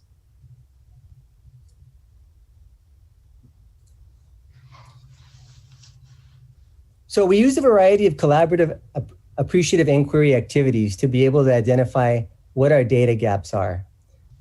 Data carousel and group planning included analyzing demographic academic data. As I explained earlier, we looked at A through G data in the high schools, math assessments in grades 5 and 8, and family engagement involvement. We did a root cause analysis, and we began digging deeper into the whys of why our Latino students were not reaching a potential that we expected them to reach. We had A through G panel discussions and reviewed how students are placed in A through G coursework. A through G coursework, as you know, is what all the Cal States and the UCs require to be eligible to attend our college and universities in California. And we had teacher empathy interviews and classroom observations so that our parents could see how and what is being taught in virtual classrooms. We had teacher-student roundtables discussions around learning and strategies that would support our Latino students. We collaborated with our family engagement department and discussed strategies on how we can better inform our parents and as a result, better support our Latino students. And we visited several elementary schools with some of our parents and invited teachers of those virtual visits to share strategies they use to help and support our Latino students. Next slide, please. So the improvement process was very intentional and thought out. We looked at training and leading indicators to identify gaps. We then worked with our task force to establish a problem statement and look at the root cause analysis through the appreciative inquiry model. We then worked together to design counteracting strategies and implement some of those strategies. We hit a bump in the road, as I mentioned earlier, with COVID-19 and virtual learning. However, that experience has allowed us to see some things that maybe we wouldn't have been able to see because of the fact that students had to learn virtually. And of course, a large population of those students are Latino. So even though we had to do things virtually, I still feel like we are implementing some of the strategies that we have worked on with our Latino task force. As you can see, the timeline indicates kind of where we're at with the red dot that says you are here. So really the next step is really to write up the plan that's been developed and implement the plan. And then of course, monitor that plan to make sure that it's working. So this next slide, please, indicates the plan development timeline. As you can see, in November of 20, we identified counteracting strategies to close identified achievement gaps. In June, what we're doing is aligning the Latino Improvement Plan priorities with our ASAP and LCAP priorities. Now, remember, when we started this process, there was no such thing as an ASAP plan.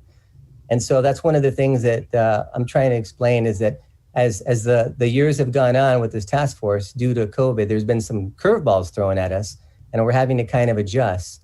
But don't worry, we're very aware of what the adjustments need to be, and we're doing everything we can, and we'll do everything we can to make sure that we follow up with our plan.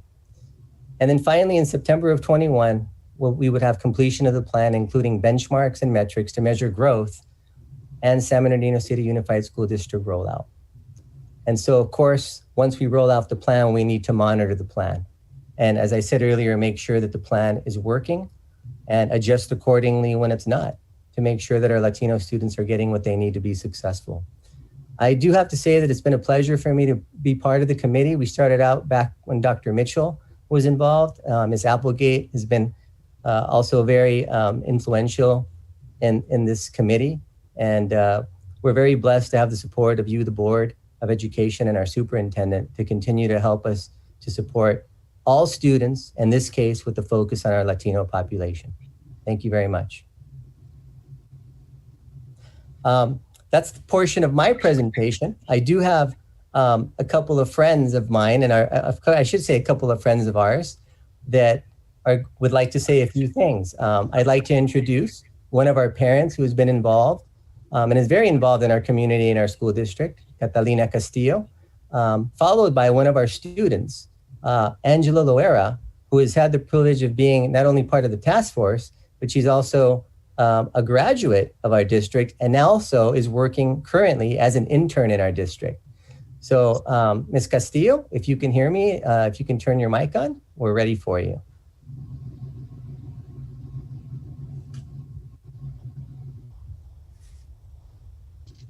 Mr. Ojeda, I'm looking through all the participants. They're not in here at all. Oh, okay. Is there any way that we can get them in there? Ms. Angela Loera? Angela, are you there?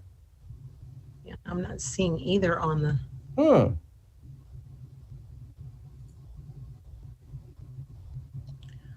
Perhaps you can see if you all can, if there was any confusion as to why they're not on the line. They should have been provided links. Okay. That's probably why.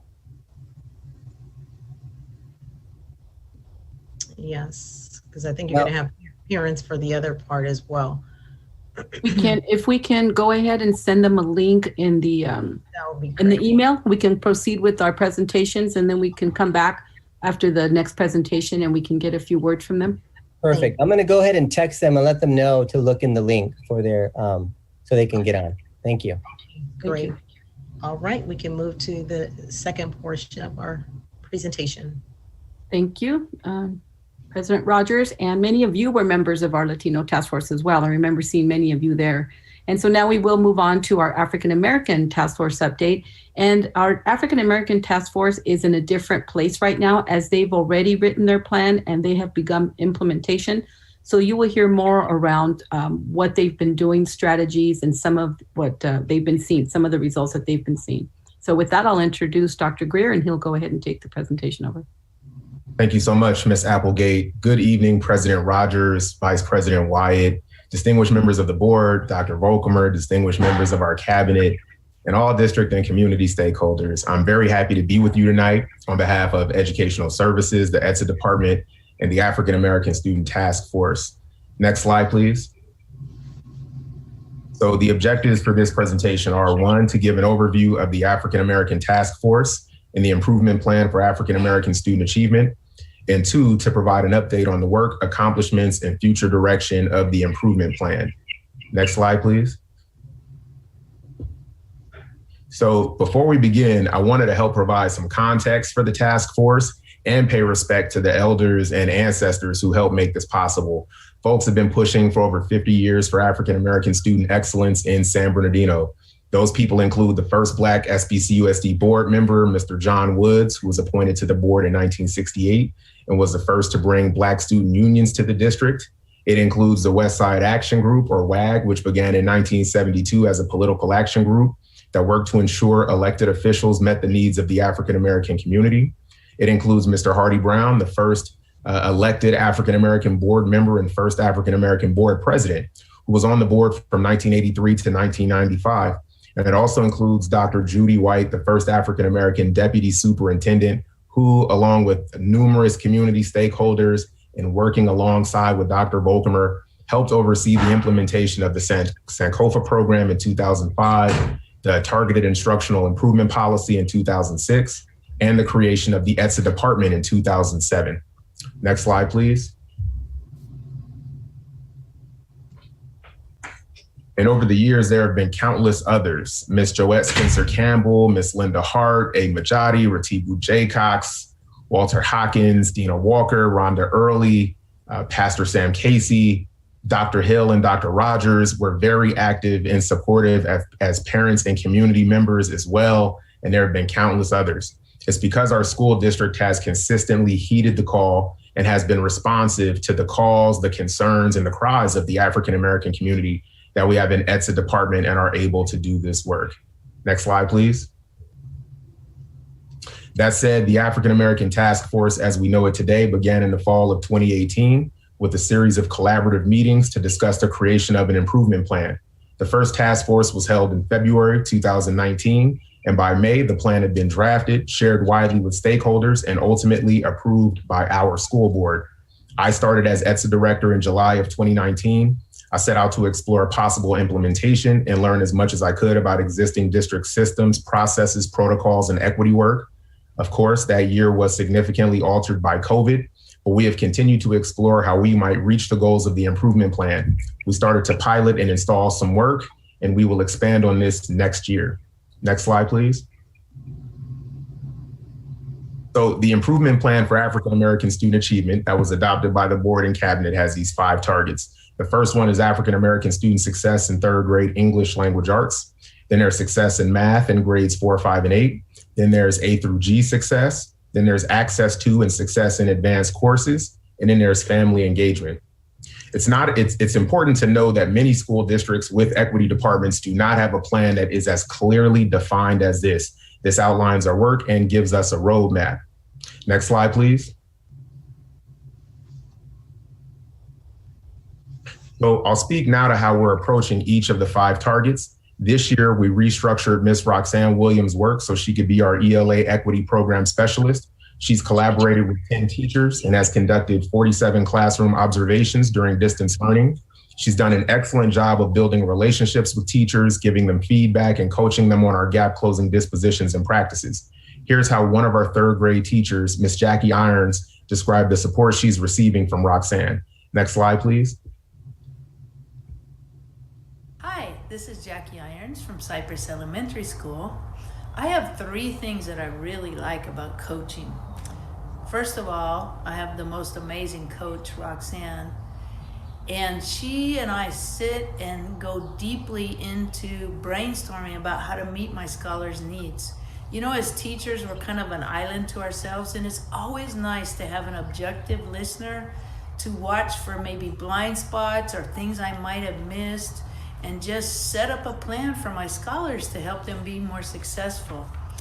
And the other thing I really like is we've been able to have really open, honest conversations about a lot of things. And it's helped me become a better teacher and meet my scholars' needs more. Thank you. Thank you. Next slide, please. So math success. This year, we were able to hire Ms. Chitty Kalu, an outstanding 8th grade math teacher for 20 years. She's now our Math Equity Program Specialist. She's worked with 14 teachers this year and has helped them to build relationships with our African American scholars, provide them with meaningful learning tasks, ensure African American students are being called on in class, and teach math much more conceptually rather than procedurally. Here's how 2 of her teachers described Ms. Kalu's support. Next slide, please. Hi, my name is Brooke Autry de Guzman. I'm an 8th grade math teacher at Golden Valley Middle School. I am so excited that this department has chosen my school to focus in on our African American students. With the distance learning and everything crazy, I didn't even realize how many African American students I had and what difficulties they were going through. So with this coaching in this department, I was able to focus in on them, make a list, and check in with them more regularly. And then also with that excitement, I created our school's first Black Student Union. So I'm so excited. I've been chosen to be a part and to get this coaching and this information. And I can't wait to get more. I feel like I don't have enough yet. But I thank you, and I'm so excited for the upcoming year. My name is Miss Nemo, and I am currently an 8th grade math teacher at Dr. Martin Luther King Jr. Middle School. And I would like to say, working with Mrs. Kalu from the ETSA department has truly helped with my development as a professional mathematics educator. I am a lifelong learner, and she has encouraged me to reflect on the best instructional strategies in support of African American student math achievement. In addition, she has really helped me think about how am I creating those meaningful math experiences and equitable learning spaces for my scholars. She has also helped me with designing lessons to create opportunities for scholars to write in mathematics, share their ideas, and overall increase student voice. I am truly thankful to have met Mrs. Kalu this school year, and I will always appreciate her support. Thank you. Next slide. Thank you. There we go. So one critical way that our work will evolve next year is by adopting what we're calling our data-driven equity model. Each month, we'll complete this cycle with a small pilot group of teachers and principals. The cycle includes assessment, analysis, formal reteach plans based on where students are struggling, and closely aligning lesson plans to what students are expected to know and be able to do for that cycle. Next slide, please.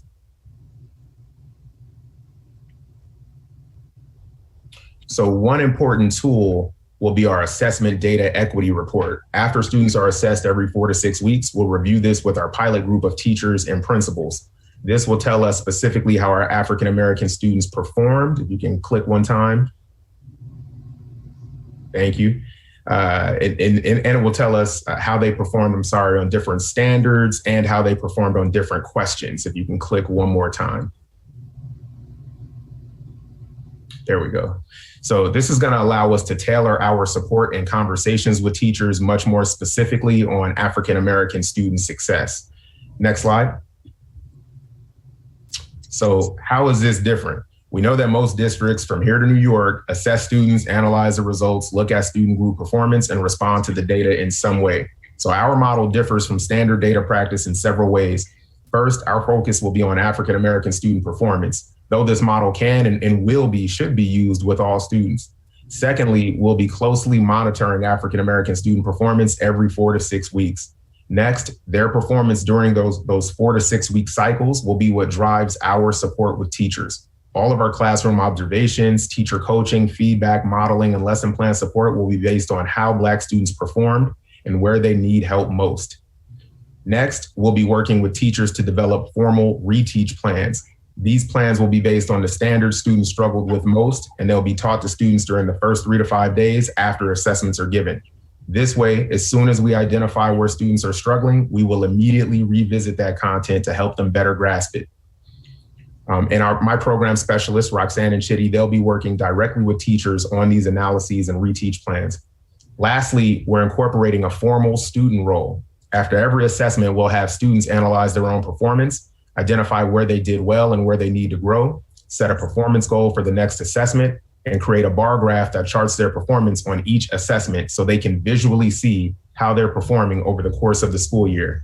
We're very excited about this model as it allows us to regularly and systematically look at Black student performance, identify their academic needs, and better help them excel. Next slide, please.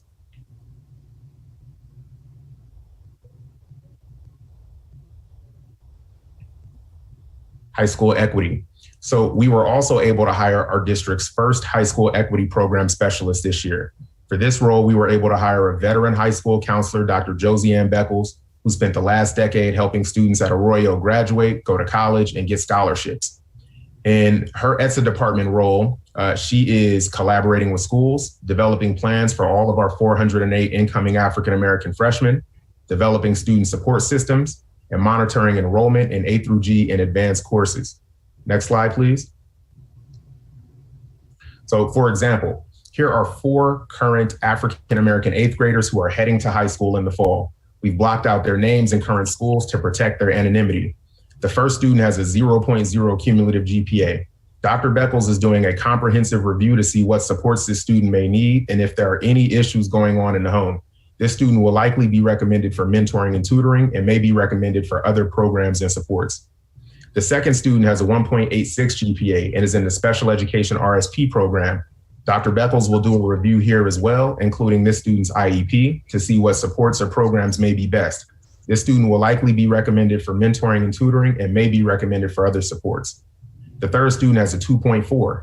This student will likely be recommended for the AVID program, which has a 40-year track record of helping first-generation students of color go to and graduate from college. They may also be recommended for the Educational Talent Search, which takes place at Cal State. The last student has a 3.78 GPA and is a GATE student. They would likely be recommended for honors courses as a freshman, AVID, Educational Talent Search, and the Upward Bound program. They may also be recommended for mentoring if they need or want it at any time during the year. Next slide, please.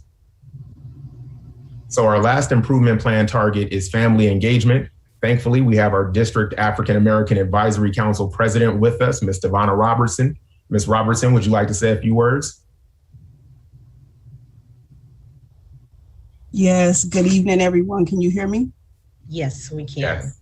Awesome. So thank you for giving me an opportunity to share a bit around the work of family engagement. With the support of the ESSA department, we've been able to continue to have our ongoing monthly DAC meetings, which may not seem like a big deal, but it is, considering that we as parents at times wanted to lay down and give up. And so continuing our monthly DAC meetings, we began a community empowerment series.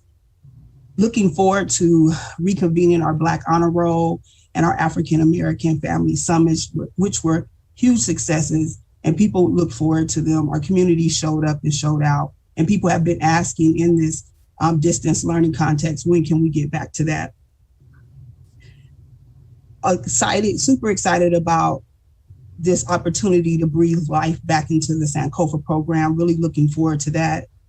The focus on ELA third grade work, math for 5th and 8th grade, high school equity work that will be done with Roxanne, Chitty, and Dr. Beckles. Also really excited about the opportunity and the growth that will come from that. But I also want to say that ETSA has been around for 14 years, and I did not know that until I just heard Dr. Greer say 2007. I knew it was around more than 10. And in order for us to take this focus that the African American Task Force has to scale, we have to ensure that we give the ETSA department the staff needed. So that is not just a small pocket of African Americans benefiting from this work, but we really can ensure that all African American students across our district, no matter their zip code, socioeconomic status, their abilities, that they all have access to the great work that the ETSA department is doing. And I also want to share that in the beginning of this second wave, I didn't have the honor of being around when the first African American Task Force was doing their work. I came in on the tail end of that, but really excited when it got revamped in 2018. And I immediately went on an emotional roller coaster. Like, I found myself very excited, hopeful, sad, at meetings almost in tears with frustration, because I recognize that this is a fight that our community has been fighting for a very long time. And I was like, when are we going to move? When are we going to see the progress? When are we going to see the gains that we need to see in our district for our African American children?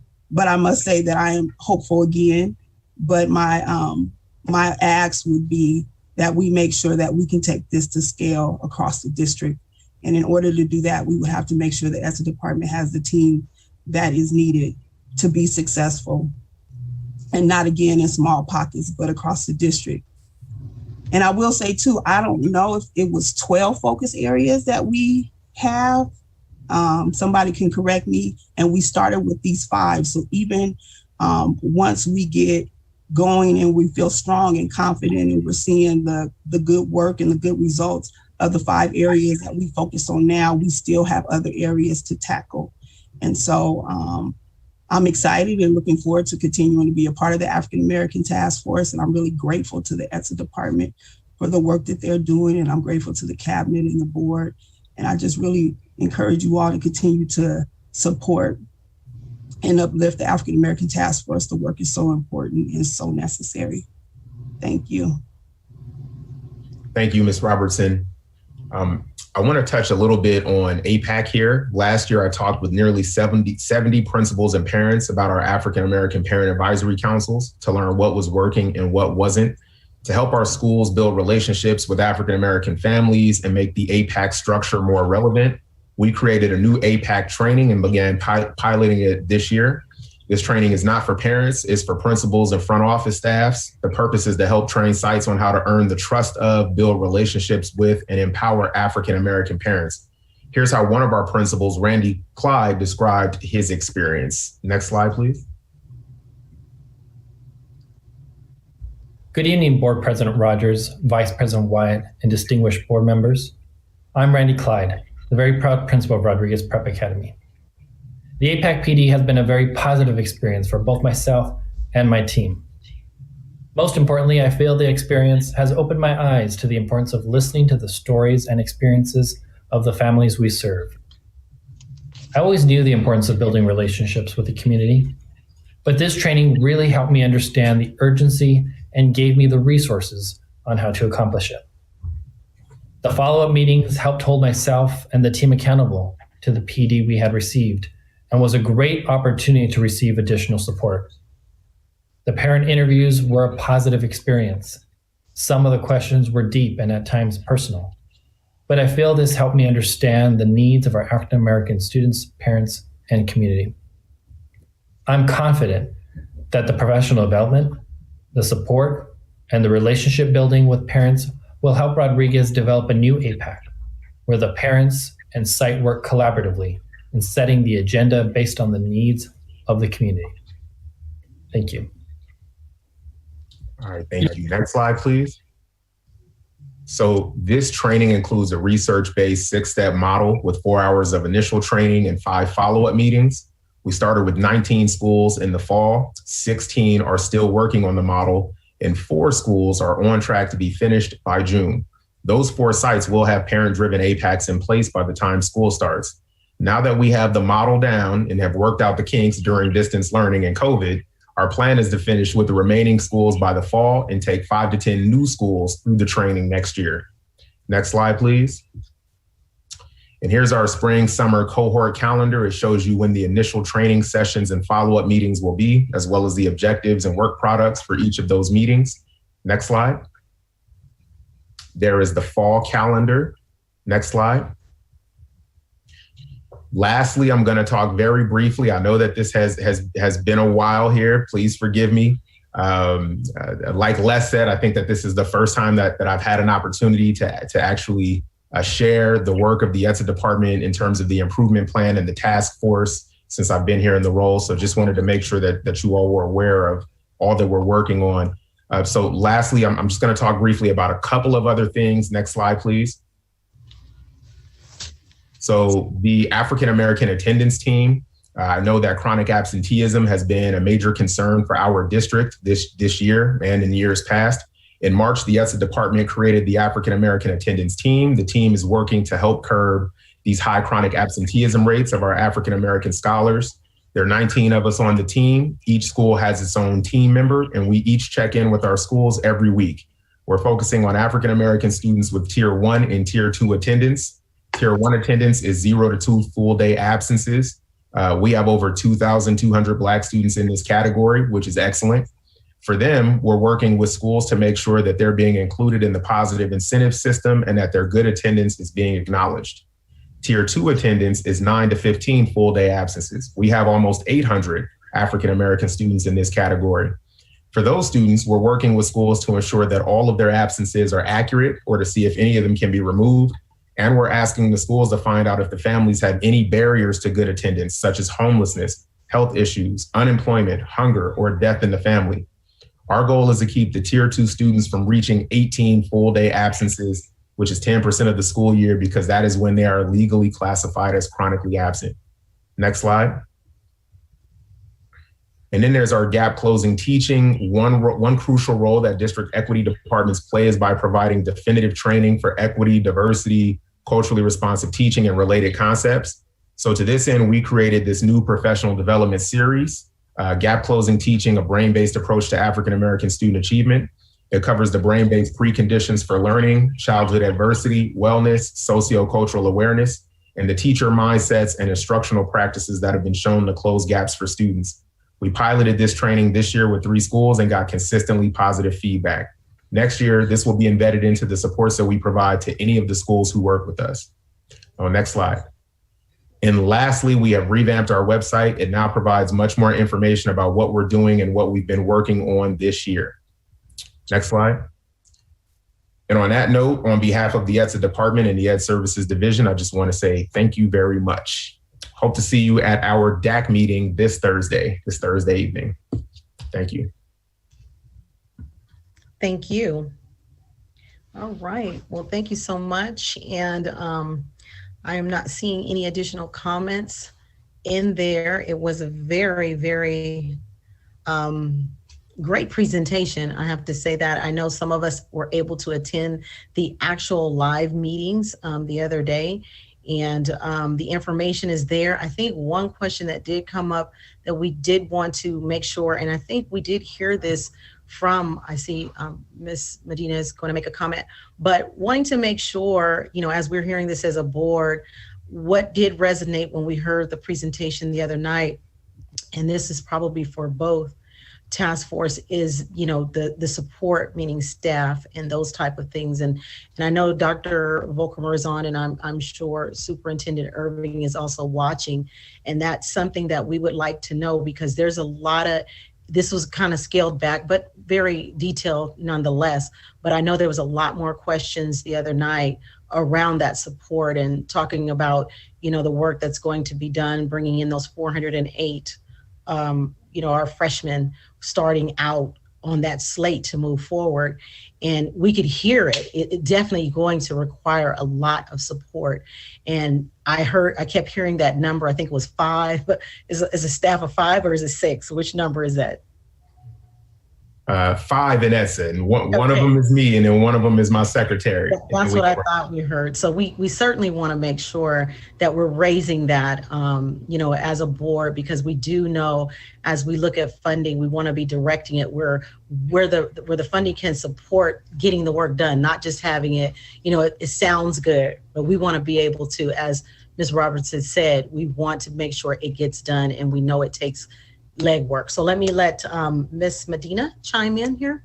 I had a question before her, but I can wait. I'm sorry. I will get you, Mr. Tillman, yes.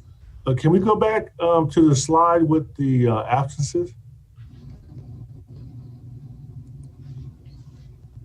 So I'm assuming these numbers are from what year? This year, from a couple weeks ago. And in comparison to prior years, do we have that data? I can double check. I can certainly double check. And this number that says 18 plus absences is 1,354 students? Yes, sir. And who do we have focusing on those students? Yeah, that's a good, so that you see that number is grayed out because that is work that we have not taken on yet. Yeah, so that's work that we also would need to work on, but have not had the opportunity to chance. We have not attacked that yet. We haven't approached that yet. And I understand, I mean, your division works on a targeted group, but are there other divisions within the district that are working on these numbers? So on the tier 1 and tier 2 students, we're getting we're definitely collaborating and being really well supported by a family engagement. In fact, I mentioned that there's 19 of us on the African-American attendance team, and I would say about half of those people are pretty much coming from Beatrice Gonzalez's department and through her work. And that's, you know, Dr. Rodriguez's division, student services. So we're getting a lot of support from them. The community health education workers are part of the team. Leonard Buckner, who is the director of enrollment services, he's on the team, right? So it is really an interdepartmental, interdivisional team, a collaborative team that we have. How many absences are considered chronic absenteeism? 18. So what is that? What do we have now? About about 30% of our students? Of the African-American students? Yeah. A little less, because you figure there's about 6,000 African-American students in the district, about 1,300 with 18 plus, and that was as of maybe the second week of April. So these numbers aren't all inclusive then? These are the numbers for African American students. That's my point is this is 3,000, so you got 4,300. Mm-hmm. So then there's that other group of kids who have 3 to 8 absences. Oh, they're not in here.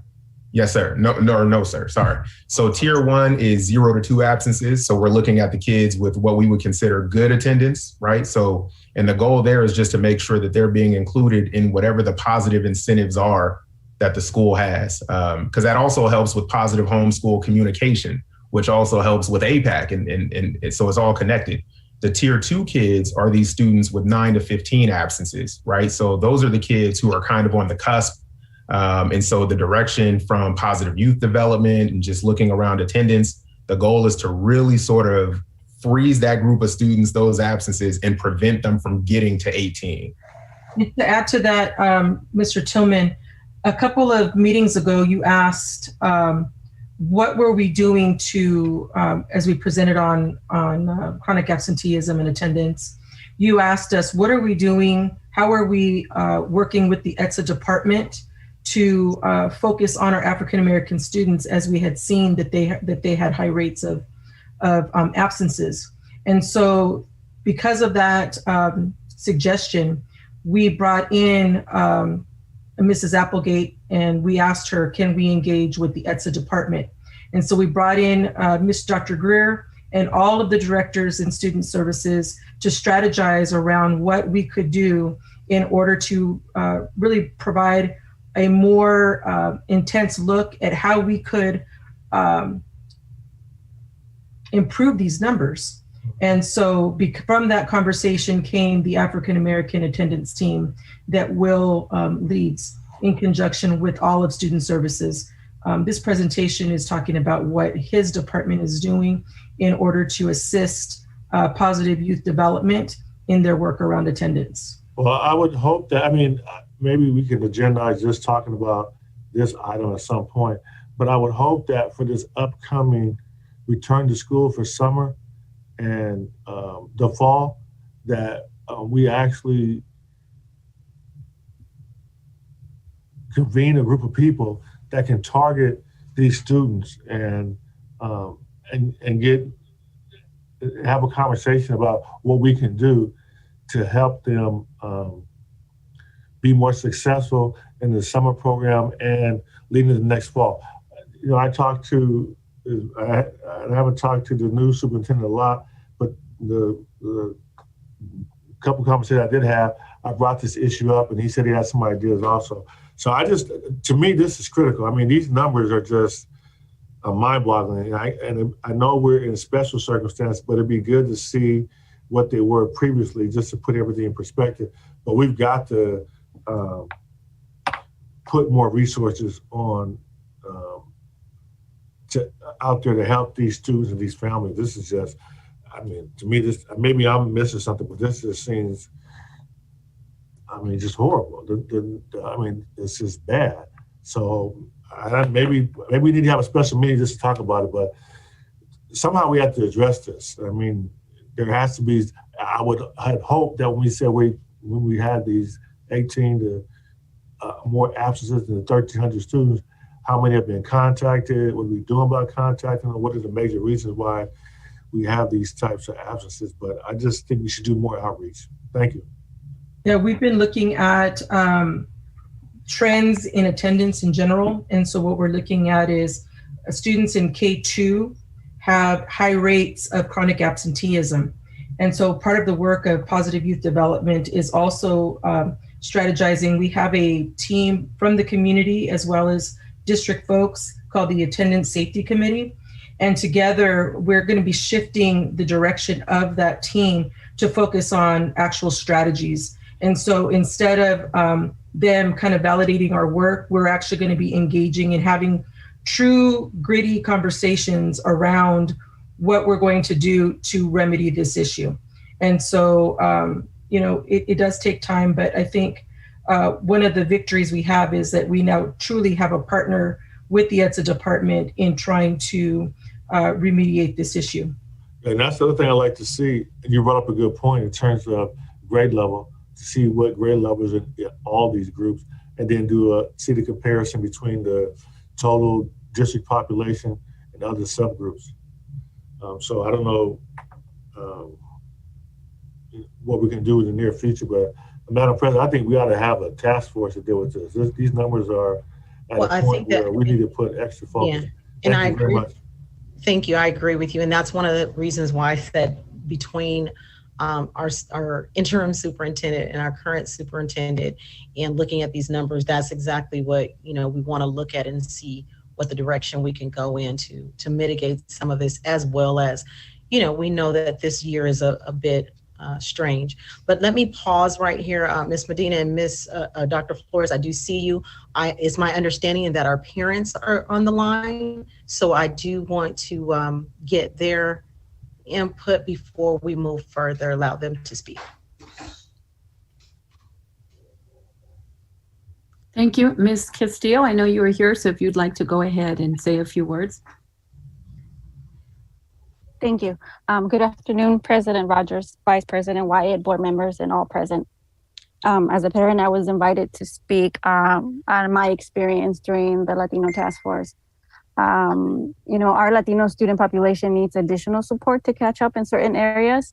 And this task force is very important to our community. It is important to have parent involvement intentionally focus on our Latino student population, since it includes the majority of our students.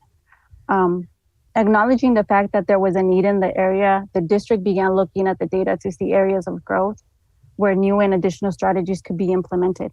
Bringing together all of the stakeholders involved during various meetings gave us an insight on the needs of our students.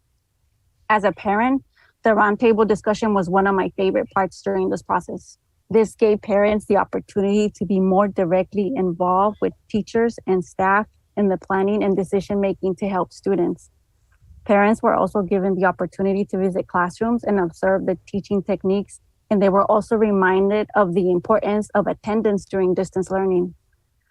We need to continue working together, planning ahead for resources and techniques to be implemented with effective monitoring to make necessary adjustments as we move forward. We need to consider more options and tools for our students during these difficult times. Having students speak their needs during the roundtable discussion was also a great addition to the process. I hope the district continues to listen to our students, since they have a better understanding of their educational needs, and it's their future that we are helping shape.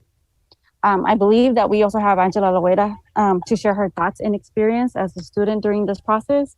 And her voice is very much valuable as a student being part of this. Thank you. Thank you. Hi, good afternoon, everyone. So I'm not a student at the district anymore. I'm pretty sure most of you know you've had to deal with me for 12 long years. But I'm here to give you the point of view of being a student at the Latino Task Force. So one of the reasons that I think the Latino Task Force is really important is because the majority of our district is Latino, and it's nice to know that someone out there is helping our students, that they're not in the dark with all of this, their ideas and their needs, the things that are going to help them, strive, go to college, get better in their education. There's people who are actually paying attention to that. So that was, for me as a student, that was really nice to know. It was nice to show up to a discussion where my point of view was needed. I remember one of the most important and impactful conversations that I ever had was at a roundtable discussion about A through G. And what was crazy was that my counselor and my principal were there, and they were talking about all of these great things they were doing for the students through the A through G, teaching the students about it, the percentage of students who already knew about it, who had already completed it. They had a student speaker there who I knew, who was from the IB program, and I was there and I contradicted everything they said, because I was coming from a point of view of like the college prep student, and I don't say this to be negative, because it wasn't a negative thing, because the next week they were talking to us about it in our classrooms. So having that student point of view there kind of made them see, okay, we're doing great things, but we have to make sure we're reaching every Latino student, you know? So I don't say it as a negative thing. But yeah, to me, it's awesome to see a program that is dedicated to our Latino students. I mean, being a Latina myself, you know, it's really nice to see that they're trying to get us to college, that you guys. Uh-oh, did we lose her? Angela, are you still there? We might have lost her. We lost her. But I do want to say again, thank you to both of them. I'm glad we were able to get them in, because your voice is valuable. Again, I've never, and I think I mentioned this to the parents the other day, just the amount of parents that are coming on the calls, whether it's a town hall or whether it's, you know, the task force, the parents are really showing up, and we're just looking forward to just constantly hearing their input. And as they go back and share with other parents, I think that is huge as well. So thank you both again for coming on. Sorry for whatever it was with the links, but we definitely want to hear from you. All right, Ms. Rosales Medina. Can you all hear me? Can she hear me? Can you see her? I can't see. Can you hear me? Can you hear me? Okay, yes, we can hear you now. Yeah, no, I'm not able to have the camera. Are you able to hear me? Yes, yes. Okay, great. Thank you. First of all, I just want to say thank you for the presentation, both the Latino and African American Task Force. I remember when the initial part was when I was a parent in the district, there was several groups that weren't necessarily funded, and Latino non-Spanish speaking students, you know, were not in that category to be funded. Were not mandated. And then of course, our African American students were not mandated by the states to receive or designate certain funds. And I think that's where, to share a little bit of the history part, is where several of us came forward to make sure that we allocated funds for African American students. Equal is not necessarily equitable. So I just wanted to point that out. As part of the history of the school district, we were the first ones in the area to actually have African American funding through a line item in our budget. And no other school districts in our region was actually doing that. So we were one of the first in that area. And just to piggyback on Mr. Tillman's comment with really addressing the absentees, I do agree, and I would support making sure that with the new superintendent coming in, that we start addressing that across the board, African American students, Spanish, or Latino students as well. Thank you. Thank you, Mr. Salspadina. Okay, Dr. Flores. I want to echo what Ms. Medina also said. We didn't start on the Latino task force until about 2 years ago. And I don't remember the date that we started with the African American. Was it 7 years ago or so? Is that correct, Ms. President Rogers? Yes, it was back in 2014, because it was right before I came to the board. So yeah, or 7 years ago, maybe even longer. Yeah. And I just want to reiterate that we need to also begin to address the attendance of our Latino kids, and not in averages. I would like to see them by cohorts, by gender, by our boys, our girls, by 8th grade, 9th grade, you know, by grades, by school, and look to see why. I mean, numbers are okay, but why is it, and I agree with Mr. Tillman, we should have a task force.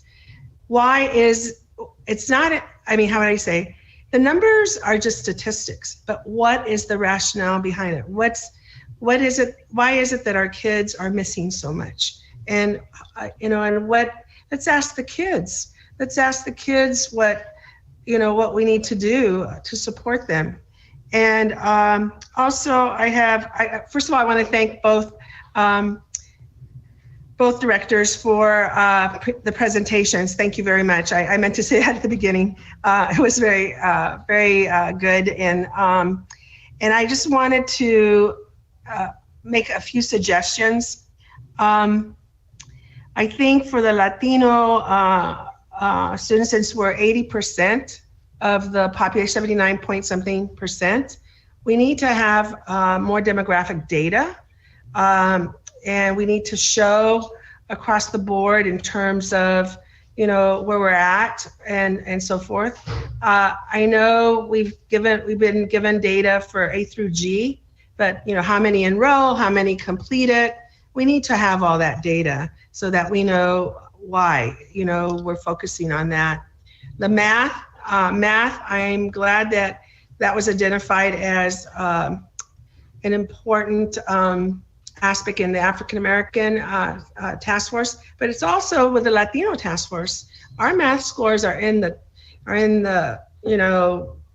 dump. I mean, they're really low. I mean, we just have to learn more about what are the best practices that we need to engage in.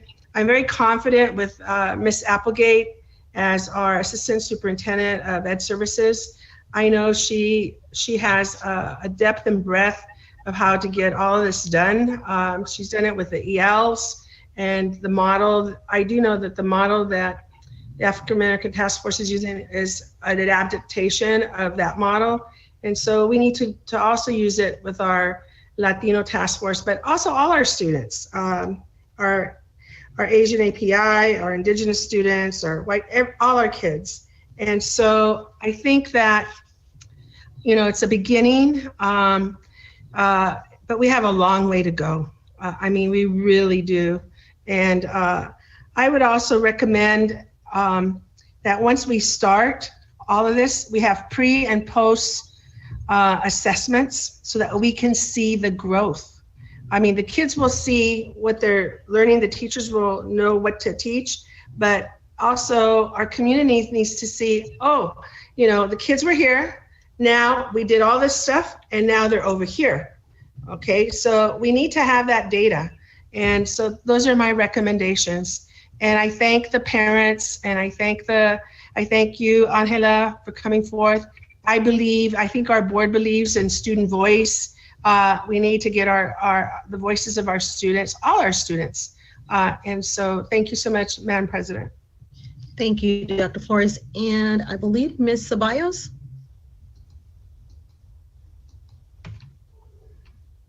Read there, Ms. Ceballos. There you go. You hear me? Yes, we can. Okay, awesome. I was muted, sorry. I just wanted to kind of echo a little bit what has already been said and, just thank Mr. Ojeda and Mr. Greer. Again, some of the questions that I had kind of already have been answered. One of my questions that I was going to bring up was, how come the Latino task force seems to be so behind in comparison to the African American in terms of where they're at in timelines? It seems like the African American task force is already implementing and monitoring. And as the presentation was being given, it seemed like the Latino task force was not there yet. And so I get that's been answered. So thank you, Dr. Flores, for that. I was not aware that one had already started, and the other one was recently implemented. So with that being said, I absolutely love what the African American Task Force is doing. It's very thought out, and it sounds like it's following very research-based practices, right? And so I would personally like to see that across the district, right? There's no reason why we shouldn't be utilizing some of the things that our African American Task Force is utilizing for this particular group across the districts with the Latino students, but also our special education students, all our other group of students, because this is what we need. We need monitoring. We need data, pre and post. We need to see where we are essentially failing our students, because we are failing a lot of our students, not just African American or Latino students or special education students. That is the reality. And I know that this is harsh. And sometimes, you know, we want to talk about the positive things that we're doing, and that's great, and I'm all for it. But we do also have to have these tough conversations. And the reality is that we are having a lot of students that are falling through the cracks. And so I personally want to see more of this, of what our African American task force is doing across the district. And I don't understand why it's taken us so long to do that. And so that's my concern. But other than that, great job to both Mr. Ojeda and Mr. Greer. And I really look forward to, I support the task force. I think that we should definitely start that. And I look forward to seeing this develop and spread across the district for all of our students. Excellent. Thank you so much. So again, to you all, thank you for the in-depth presentation. I know it's been a while before we were able to see an update from the task force, but definitely it is well worth the wait. And we're looking forward to full more implementation. And is this a video, the conclusion video? Yes. Dr. Rogers, if I can just quickly address a couple of comments before we move on. I just want to say thank you, board. And as always, we appreciate your feedback, and we will of course take that into consideration. Ms. Ceballos, just to let you know, yes, it's true. The Latino Task Force was established later. So we are behind time-wise, and then COVID hit. So we did continue with the work, and we know we have a long way to go. And so as we come into the school year next year, we realize that we're going to have many needs. And this is why we are looking at everything possible, from system improvements to improvements on how we deliver our service to the school sites and many, many other systems. So thank you very much. And we look forward to your support in helping us to figure all this out for our kids, right? Because that's what we're here for. So we appreciate the feedback. Thank you. And thank you to all the task force members. We had several people that really gave a lot of their time to help us out. And so with that, now we want to showcase our distance learning video, which is a video on our visual and performing arts students. Thank you.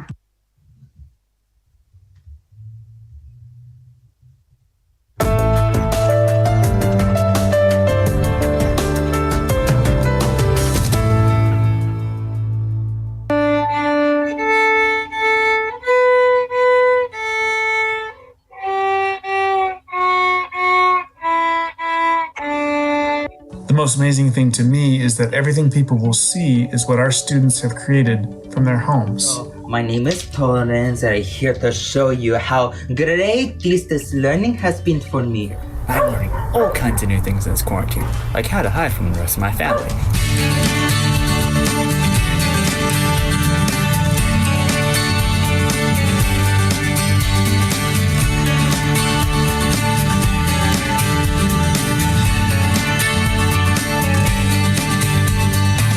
We should have today all our actors plus set deck, costume and makeup, marketing, and props. So part of props, we got to start looking at what you guys have and what you guys don't have. Not my thing, sorry. She's got that whiny little voice. Anyway.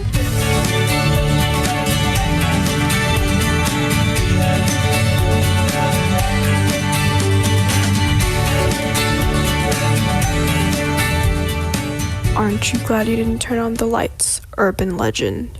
I'm Alexander T. Wolf. You can call me Al. I don't know how this whole big bad wolf thing got started, but it's all wrong. Listen to me, I said don't go in there, and you went in!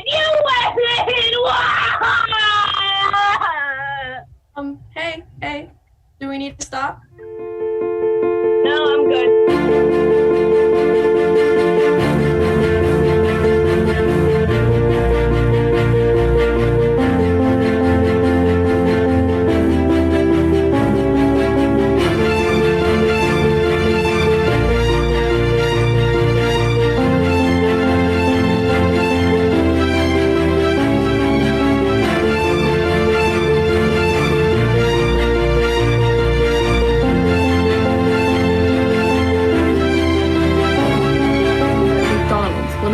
Largest fast food restaurants in America, or really in the world, started off in San Bernardino.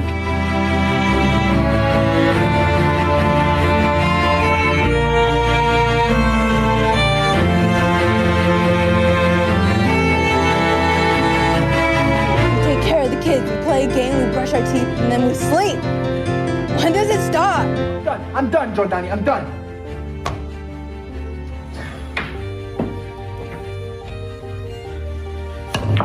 Hi everyone, I'm Chelsea Leon, and in this video I'm going to talk about my experience with schools in Mexico.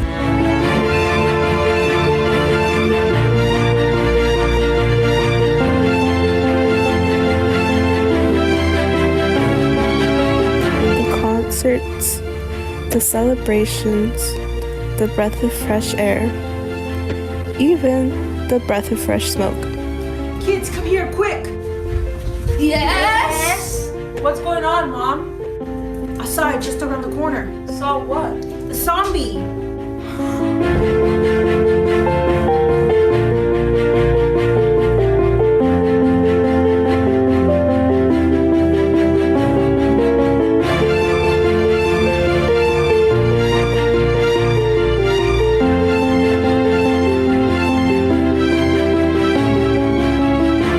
Butterflies in her stomach due to the nervousness of knowing you are about to be 30,000 feet in the air. I miss arriving to my parents' hometown and exploring more of their culture and learning about places that are sacred in their town.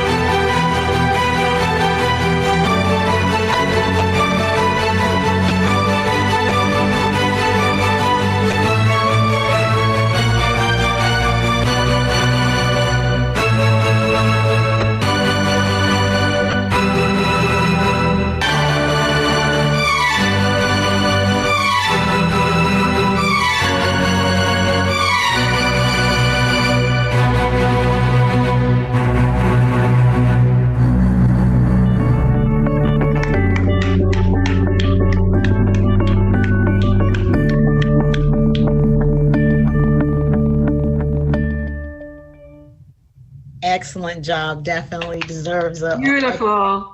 They did a great job. Great job. And I think I had one last comment here.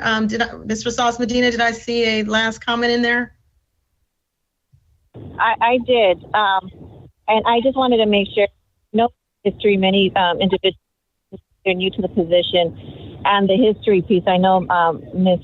Ceballos had asked a question.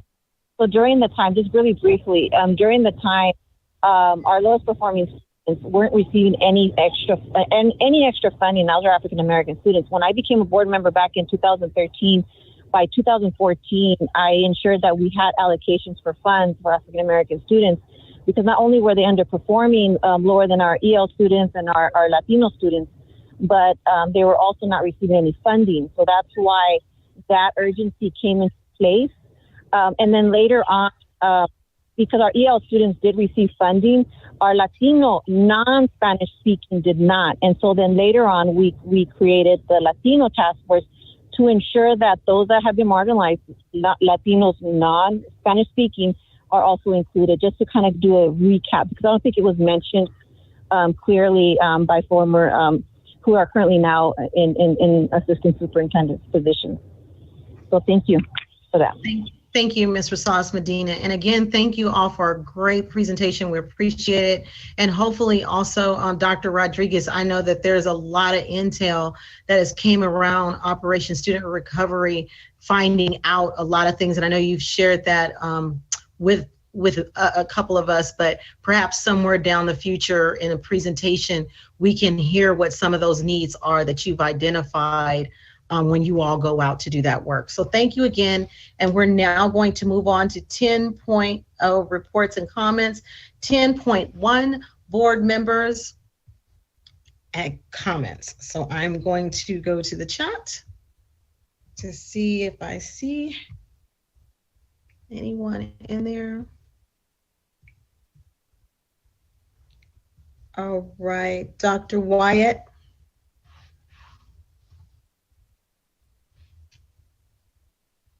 Dr. Wyatt, you could come off mute. Can you hear me? Thank you, Madam President. Sorry about that. Just wanted to pull up my notes real quick for our board comments. First of all, thank you again to our cabinet members for the presentations. They were outstanding and informative.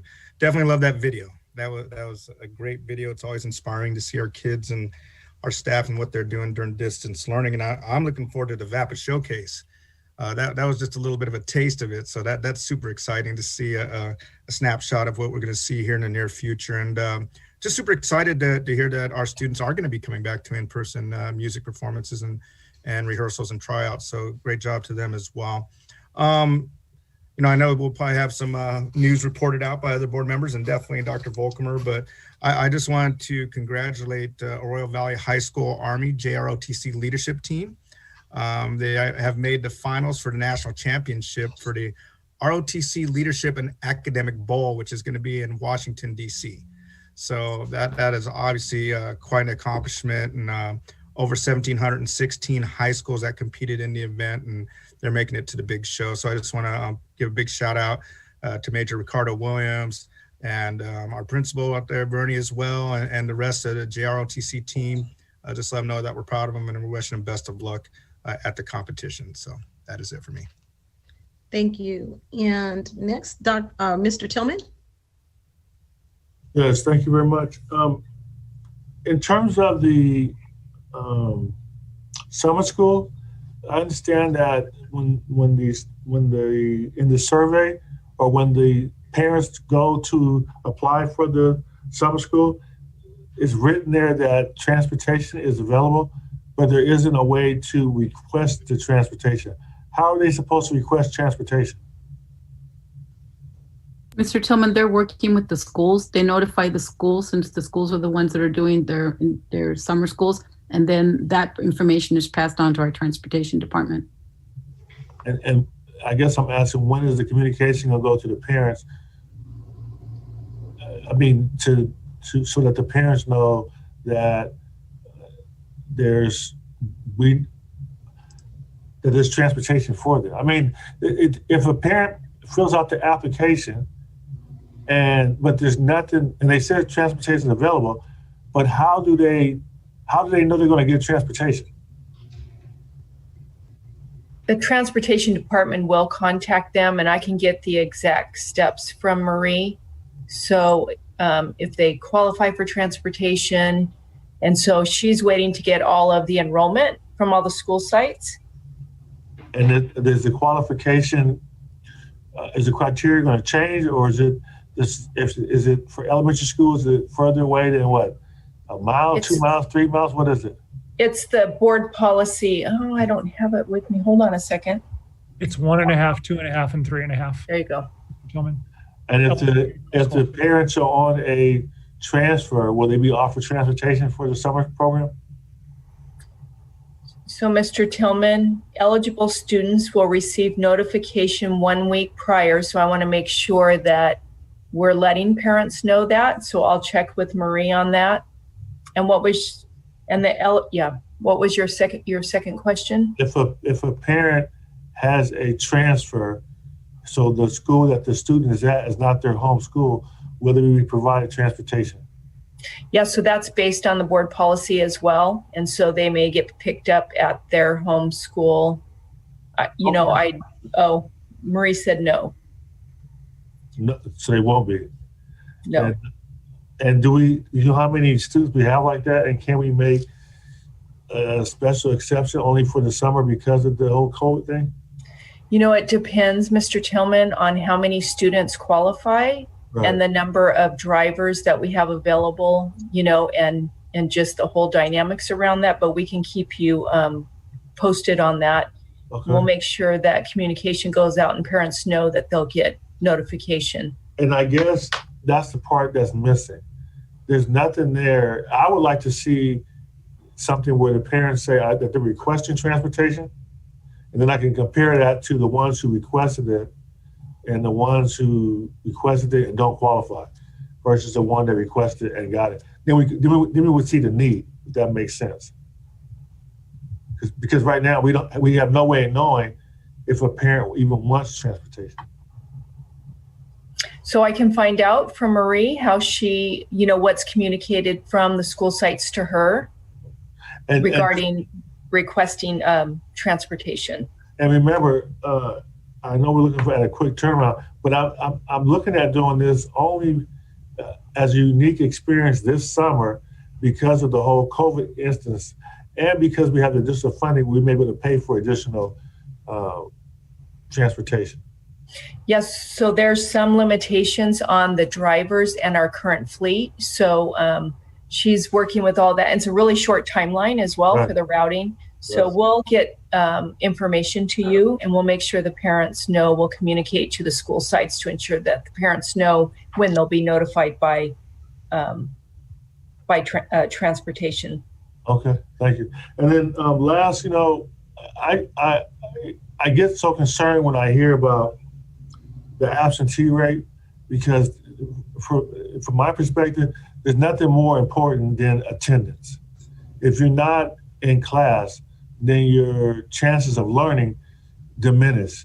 And you may have all the potential in the world, but you lose out. And so maybe we should, once we get the numbers, I think we should do a campaign and just inform parents how important it is to have your child in class every day. There's nothing more important than that. And we had the same issues before COVID. And so I know they're probably exacerbated, but I really think we need to work on some type of messaging so that parents understand how important it is. And then we need to build a vehicle in the district that is aggressive about contacting the parents and working with the parents to get them in. I mean, we have contracts with a number of groups like YAP and Blue. To me, those groups should be used to make those contacts of these students. And it should be clear as to why the students aren't attending and what we can do to give us the biggest bang for the buck to get more students in attendance. So I don't know where it fits in everyone's realm of responsibility, but it's definitely something we need to do a better job at. Thank you. All right, and Dr. Flores. Yes, thank you, Madam President. I just wanted to commend, I have 3 comments and a couple of questions. I just wanted to commend Mrs. Applegate and Terry Komnick for their LCAP meeting the other day.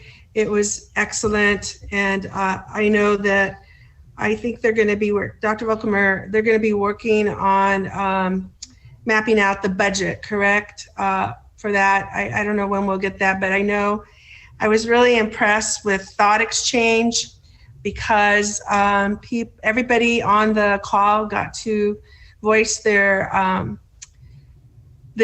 comments, and then it was mapped out and in terms of where priorities were. And I didn't get to see the whole conglomerate, but you all collected that. Is that correct, Ms. Applegate? Yes, Dr. Flores, that's correct. And we will be bringing it back to our next LCAP meeting.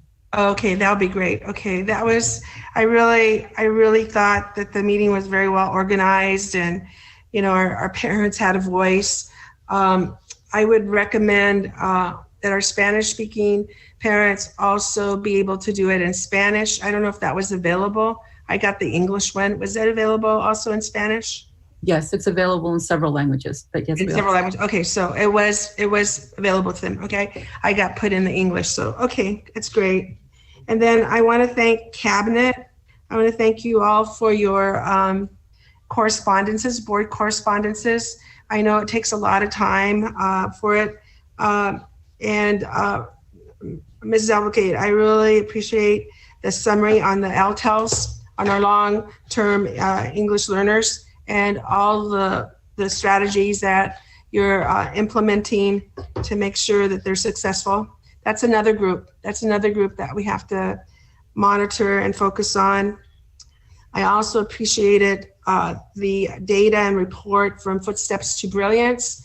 It took me quite a while to read everything, but I really, really appreciate it. And as we get more adept at implementing across, you know, the whole district, it'll be fabulous. I know our parents like it, and I know our teachers like it. They tell me. And so thank you so much. I really appreciate it. And I didn't know that we had acquired Sturgis.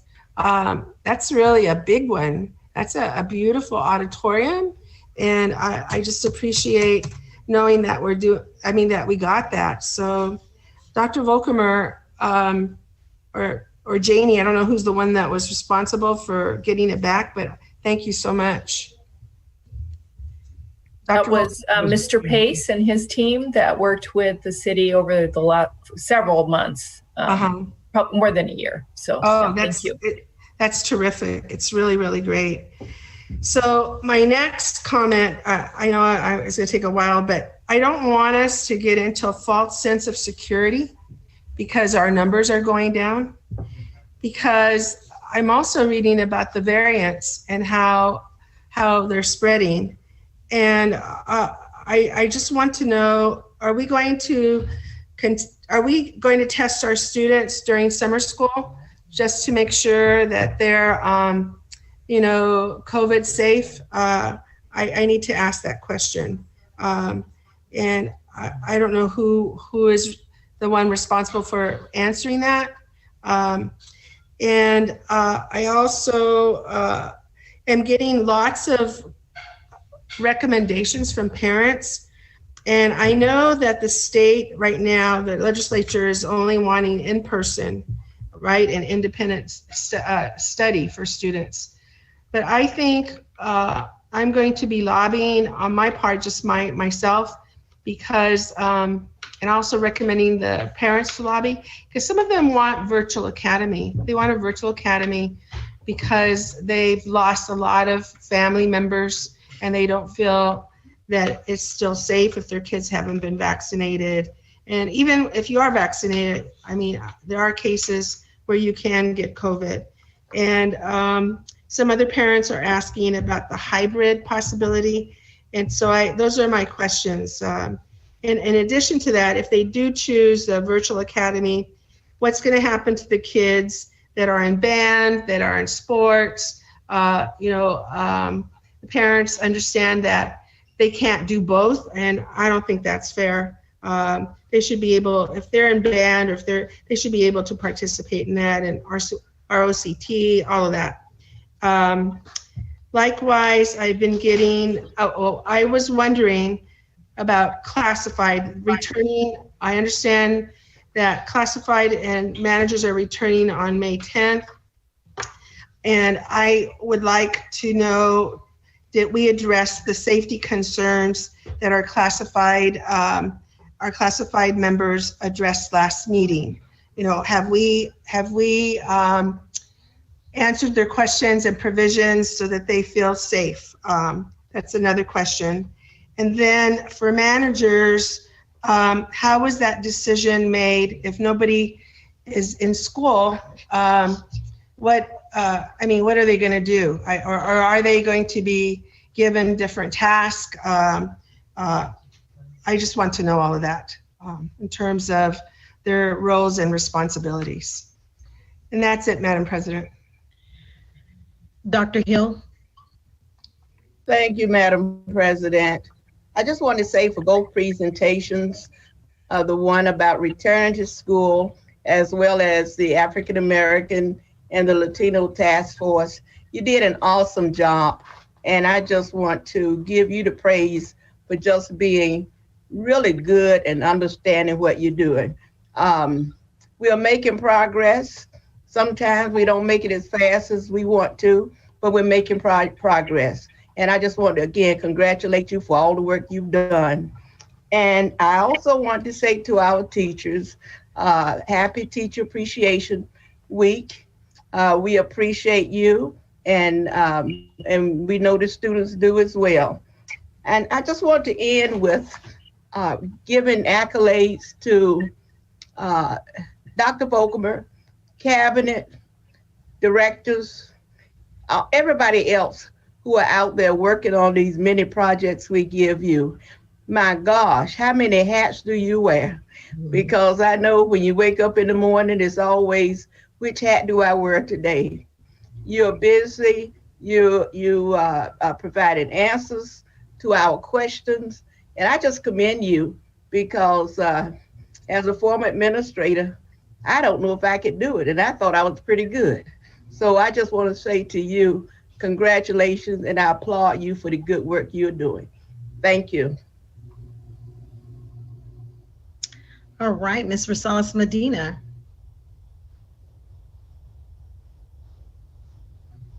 Can you hear me, Ms. Rosales Medina? Are you on? Okay, I'm not hearing her. We will go to Ms. Ceballos. Yes, thank you. Just really quickly, again, I just want to say thank you to everyone. I do have a few questions and a few comments. I want to start by asking about summer school. I was wondering, I know that elementary and middle schools are going to have summer school, but it's my understanding that high schools are only going to be having like a bridge program for incoming ninth graders and credit recovery for 10th through 12. Is that correct? It's not going to be like an actual summer program for high schoolers. That is this high school summer program, and they are offering also some extra tutoring and enrichment as well. Okay.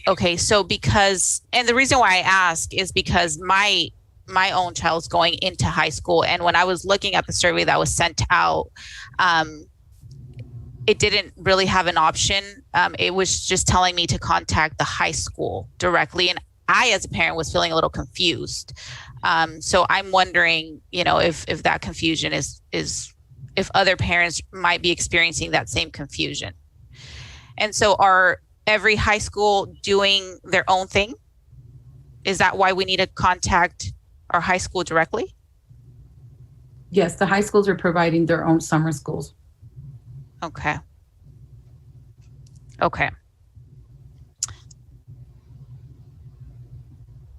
All right, so I'll move on to my next question that I had last board meeting that we had on the presentation of returning to school. In the presentation, there was a section where students were there was an entry point, and students were going to be being taken their temperature, and it occurred to me after the fact, how long is this going to did we anticipate for how long this is going to take in the mornings? Our students, how how is that going to flow? Do parents have to bring in their students earlier than expected? I'm not sure if that was, kind of taken into consideration. With that being said, I would also maybe like to, on that note, I don't know where we are on the late start as far as the district goes.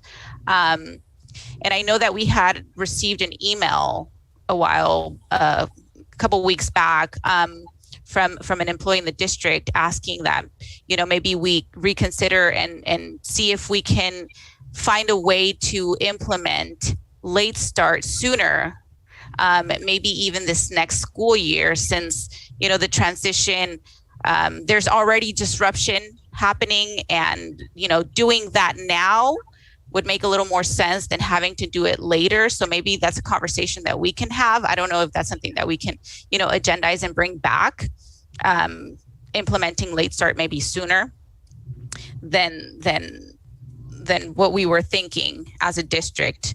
And I think that's it. That's all I have. I just want to say again, thank you to everyone. I won't see you guys for Mother's Day. So all the moms out there, happy Mother's Day. And thank you. That was it. All right, thank you. And I just want to double check that did Ms. Rosales Medina get back on the line, or because I can't see everybody, so I'm not sure.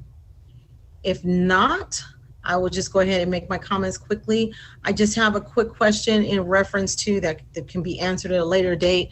We had spoke before COVID about the Leave No Money on the Table initiative, which is trying to reach 100% FAFSA completion with our students. So just wondering what department or who is kind of going to provide the oversight on that.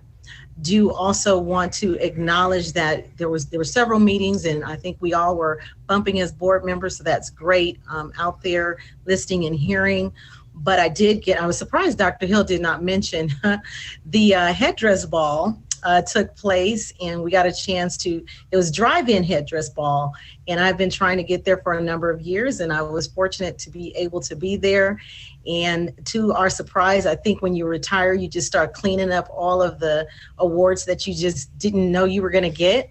But Dr. Volkermer was acknowledged for the Shining Star Award. He was totally caught off base because he was speaking and doing his normal thing and was walking away, and they said, come back.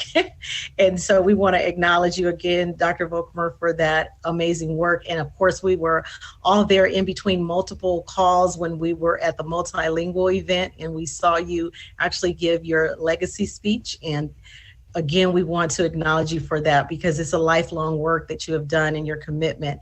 And then there was even another night with just multiple, I think I sent a copy, or I sent a picture of my command center, and we were on 3 Zooms at the same time. But I did want to support our teacher from their award from San Bernardino County Superintendent of Schools for Mr. Treg, and that was awesome as well. So it was a lot has been going on, but again, we applaud the work of San Bernardino City Unified School District. We have tackled the work head on and still being able to do it in a safe way. Was able to see safely our mock team.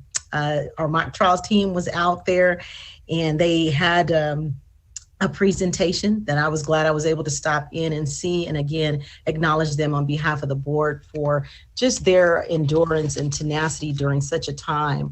They are still being just troopers, and we just are appreciative to our students for the work that they're doing. And so reminding us again, I said I would continue to be a pest about biliteracy. I want it on all of our minds. It is important. Also, dual enrollment is something that is going to be amazing for our district, and I'm looking forward to that. And our partnership with Cal State and the entrepreneurship, because we're seeing a lot of our students are being creative and doing different things. And so, for us to be able to partner with such a linkage to the future, I think it's great as they create things, and even cyber tech. So thank you all. And we're going to allow 10.2 to take place with Dr. Volkermer. Thank you, Madam President. Board, a number of recognitions this evening that I'm thrilled to share with you. Dr. Wyatt already mentioned that our junior ROTC group from Arroyo Valley High School is in the national finals. This is huge. Out of thousands of teams, they're in the national finals. They'll be going back to DC in July. Excited to hear about how they'll do and so proud of everything they've accomplished already. Also want to let you know that Norton Elementary School has been recognized as a Green Ribbon School at the silver level. Green Ribbon Schools program recognizes schools for conserving resources while promoting health and environmental literacy. Congratulations to Principal Elizabeth Cochran-Benoit and the team at Norton Elementary School. Huge accomplishment. And then I also want to share with you and the public that Middle College High School was recently among those schools honored as a California Distinguished School at the high school level for their excellent performance on the state's accountability measures. They joined Richardson Prep High as this year's leaders in the California Distinguished School Award program. Kudos to Principal James Espinoza and his team on this outstanding accomplishment. Go Wolverines. Student recognition. Want to congratulate Cajon High School student Junior Burks, who will be graduating in the class of 2021, just coming up, as the valedictorian. Junior will receive a scholarship during the 43rd Annual Scholarship and Community Service Award Program presented by the San Bernardino Valley chapter of the Links Incorporated this coming Saturday morning. Board, this year's event will be held virtually, and if you want to participate, let Karen know and we'll make sure we get you registered. But we want to congratulate Junior not only on being the valedictorian, but also on receiving this scholarship. I have a sneaky suspicion this won't be the only scholarship that he receives with those kind of credentials, so we're very, very proud of him. For staff recognition, I want to extend a special thank you to all of our certificated staff during Teacher Appreciation Week. Recognize them during this very special week in their honor for all of their hard work and dedication. Not only this year, we talk a lot about what's happened during COVID, and it has been extraordinary on their part, absolutely. But they come to the table every year for our kids, and we're just so thankful and appreciative of everything they do around teaching and learning. So we have special messaging each day this week for them to recognize National Teacher Appreciation Week. And then President Rogers mentioned the Assistance League program this last Saturday night. I just wanted to give recognition to that particular partner who have been partnering with our school district for over 50 years. Well, it just happens each and every year. Assistance League of San Bernardino with Operation School Bell, which was typically a clothing provision type of program. They changed it to school supplies and a backpack type giveaway this year, just in relation to COVID.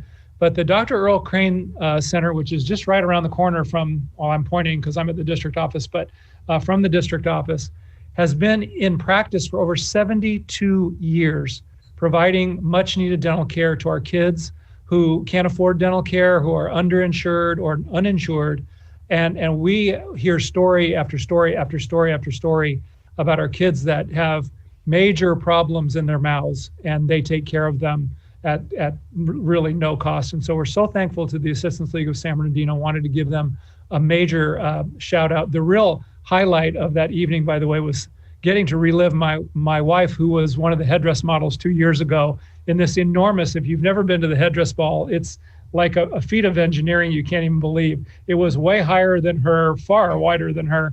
And it's just an amazing thing. Looking forward to them hopefully being able to return to the headdress ball next year. But we want to say a huge thank you to the Assistance League of San Bernardino for their years and decades and decades actually of support to our schools.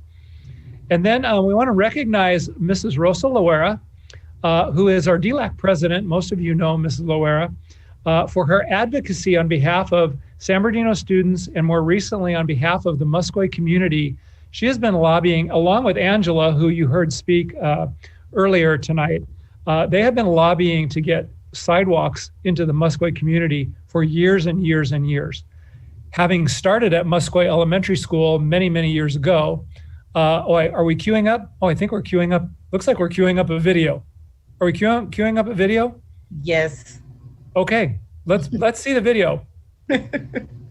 Musqueam residents will finally get sidewalks in their community. Rosa Laura and her daughter Angela have fought a battle for nearly a decade to get sidewalks built for their neighborhood so children can walk to school safely. She says speeding, minimal signage, and few crosswalks put every pedestrian in danger. they're driving to work and they're always late, so they're always passing by really fast, especially in front of the school. The California Transportation Commission has awarded Vermont Elementary a $1.9 million grant with a matching grant from San Bernardino County. The money will bring sidewalks, pedestrian flashing beacons, signs, and visible ladder-style crosswalks to this neighborhood. That's huge. Yeah. So as you can see, her relentlessness has led to almost $4 million in improvements that will help our kids get to school and then home from school more safely. So we want to give Senora Loera a huge round of applause and shout out for her work in the community. And then just two quick announcements to our for our community. Please plan on joining us on May 10th, which is this coming Monday evening.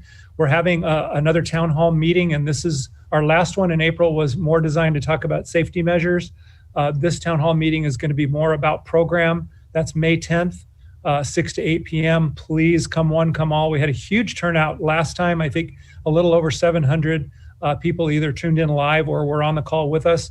We hope to surpass that even more this coming Monday evening, May 10th. And then our last community input, you'll hear a lot more about the LCAP in June when we have the public hearing and the approval of our plan. But our last community input session is May 25th from 5:30 to 7. Want to make sure all of our community members know about that. Please join us, give us your input. I sense that we'll do another thought exchange since that seems to have been widely accepted and appreciated to be able to get your input and get your fingerprints on our plan. So thank you very much. Those are my comments for this evening, President Rogers. Thank you. Madam President. Yeah. Is someone saying no, something? It's because I was, I wasn't able to unmute myself. I was about to say that. I got the message that you were unable to mute yourself. So is that Ms. Rosales Medina talking, I think? Yeah? Yes. Go ahead. No, it was just really quickly with regards to the classrooms as the teachers start to collect their items and so forth for the next school year. How is that being done? I know that we spoke about it briefly at the last board meeting. We want to make sure that how the classrooms will look, and our teachers who haven't been able to pick up their stuff or hasn't been able to get their furniture back into the room, if we can start really addressing that before the next school year. And I imagine you will. Just wanted to do that as a reminder. And of course, may the 4th be with you all. Love it. Okay. And I also, yes. If I may, late breaking news. This just in. The 40,000, you're beating me. Go ahead. You go ahead. No, you go ahead. I was going to tell Dr. Volkemer the answer to his prediction already on Junior Burke. He's receiving a $40,000 scholarship from Edison, a STEM of all things. So that is a huge shout out to him. He'll be recognized, but that's, again, our students are amazing. They're doing amazing things. And we are so proud of him, and we'll be rooting him on Zoom on Saturday. Gotcha, Dr. Volkemer. Okay, we'll now move to 11.0 consent items. This is the time I have to wake up the board. Yes. I'd like to pull one, but I'll wait. I forget the order. I'm sorry. Okay, we gotta get a motion. I move that we accept the consent items. Second. Okay, now we have something to pull? Yes, Madam President. 11.16. Okay, 11.16. I am on the CABA board. Gotcha. Is there anything else to pull? Anyone else? No? Madam President, this is Dr. Wyatt. Yes. Just 11.3. I don't know if I have to pull it because it's the company's name, the Wyatt Company. The name, okay. I have no relationship to the company. I know you wanted to clear that. And it was funny because they came up on the screen at the headdress ball again too. Okay, any others? But he's not pulling it, right? There's no need to pull it, it's not him. Dr. Wyatt, are you pulling or are you just making you're gonna make a comment? I need to pull. I just want to make sure there's a notation to the public that there's no relationship from me. Okay. All right, so for the balance, if no others to pull, Mr. Tillman. Aye. Dr. Flores. Aye. Okay, Ms. Ceballos. Aye. Dr. Hill? Aye. Dr. Wyatt? Aye. Ms. Rosales Medina? Aye. Dr. Dowdy Rogers, aye. Motion carried. Okay, Dr. Flores, will you disappear? I don't see, is she gone? No, I'll disappear. Okay, this will be quick. I'll text All her. right. So moved. Second. All right. If there's no other discussion, then Mr. Tillman. Aye. Dr. Flores is gone. Okay, Ms. Ceballos. Aye. Okay, Dr. Hill. Aye. Dr. Wyatt. Aye. Ms. Rosales Medina. Aye. And Dr. Dowdy Rogers, aye. Motion carried. Thank you. All right. We did she come back in? I hope she came back in. You're letting her know, Dr. Wyatt? Thank you. All right. We are moving on to 12.0 action items. 12.1 personnel report number 18 dated May the 4th, 2021. So moved. All right. All right. It's been moved in second. Is there any discussion? I'm not seeing none. Mr. Tillman. Aye. Is Dr. Flores back in by chance? No. Ms. Ceballos? Aye. And Dr. Flores is back. Okay. Dr. Flores? Yes, I'm back. Okay. We are doing personnel report number 18 dated May 4th, 2021. Oh, yes, Okay. Ms. Ceballos? You said I think already, Yes, right? Okay. Dr. Hill? Dr. Hill? Is she frozen? Aye. Okay.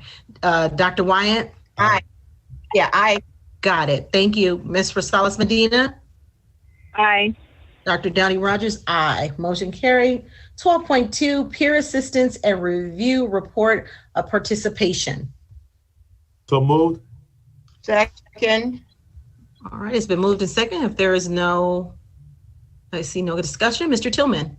Aye. Dr. Flores? Aye. Ms. Ceballos? Aye. Dr. Hill? Aye. Dr. Wyatt? Aye. Ms. Rosales Medina? Aye. Dr. Dowdy Rogers? Aye. Motion carried. We are now at 3.0 summary of board member request. 13.1, is that going to be Ms. Ontiveros tonight? It is, Dr. Rogers, yes. Oh, So I wanted to get that in there, Dr. Rogers, because I haven't gotten to say that in public yet. So yes, President Rogers, it is. Okay. So tonight I captured quite a few requests from you. So we'll walk through those and let me know if I get them right for you.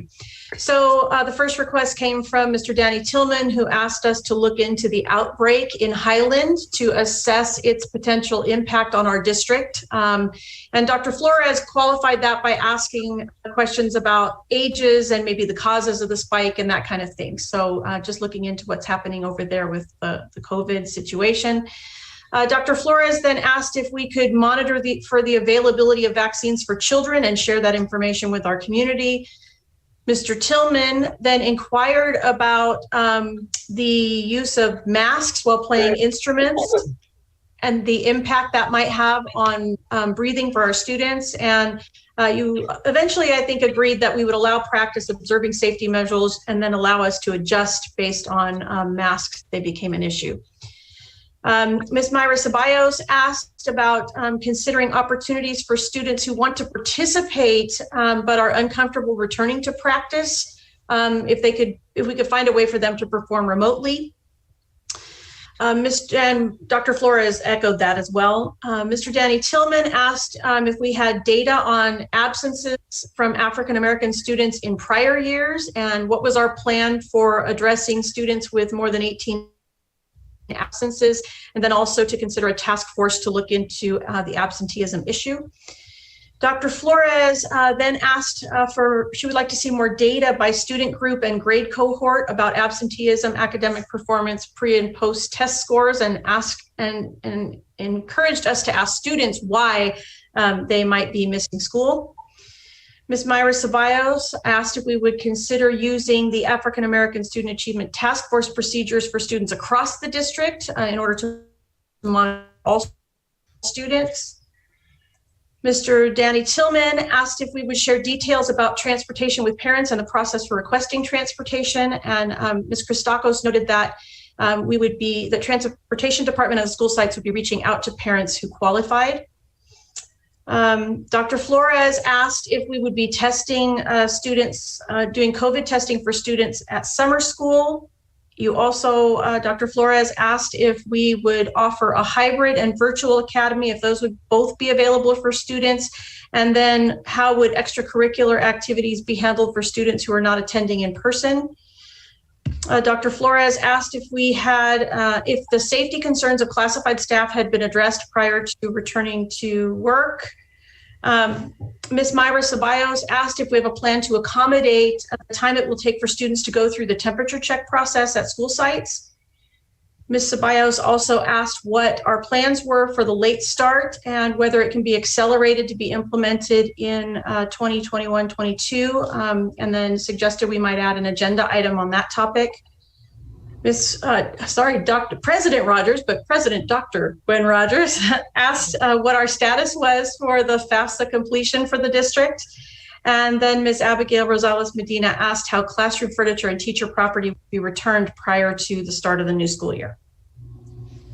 Ginger, I also wanted to know how it was decided for managers to return and under what conditions and why. Okay. And if they're, and also, I don't know if I put that in there, but what if they have a health issue? What are the accommodations? I will add that one to the list as well. Thank you. And Ginger, on, I know I'll have that reoccurring announcement that I have, but the one that definitely I don't think has been captured is that we do want to hear from Operation Student Recovery when time allows around, some of the things that they're doing. We kind of just want to highlight that or hear that somewhere in the near future. Great. Thank you very much. Thank you. All right, board, if there's nothing else for Madam President, I think that Mr. Tillman asked to agendize a task force. I didn't hear that, for looking at absenteeism. Is that right, Mr. Tillman? I did. Was that on the list, Ginger? Did you put that one down? I did capture that, that he wanted us to consider a task force for the absenteeism issue. Okay, I guess I didn't hear it. Sorry. Okay. That's okay, no problem. I'm glad you're checking, so thank you. Okay, so I heard someone say it. Move to adjourn. Okay. All right, thank you so much. Thank you to our viewing audience. We appreciate you. We're in the 8s tonight. This is good. This is good. All right. Good night. Stay safe and God bless to you all. Bye. Good night, everyone. Good night, everyone. Good night. Bye.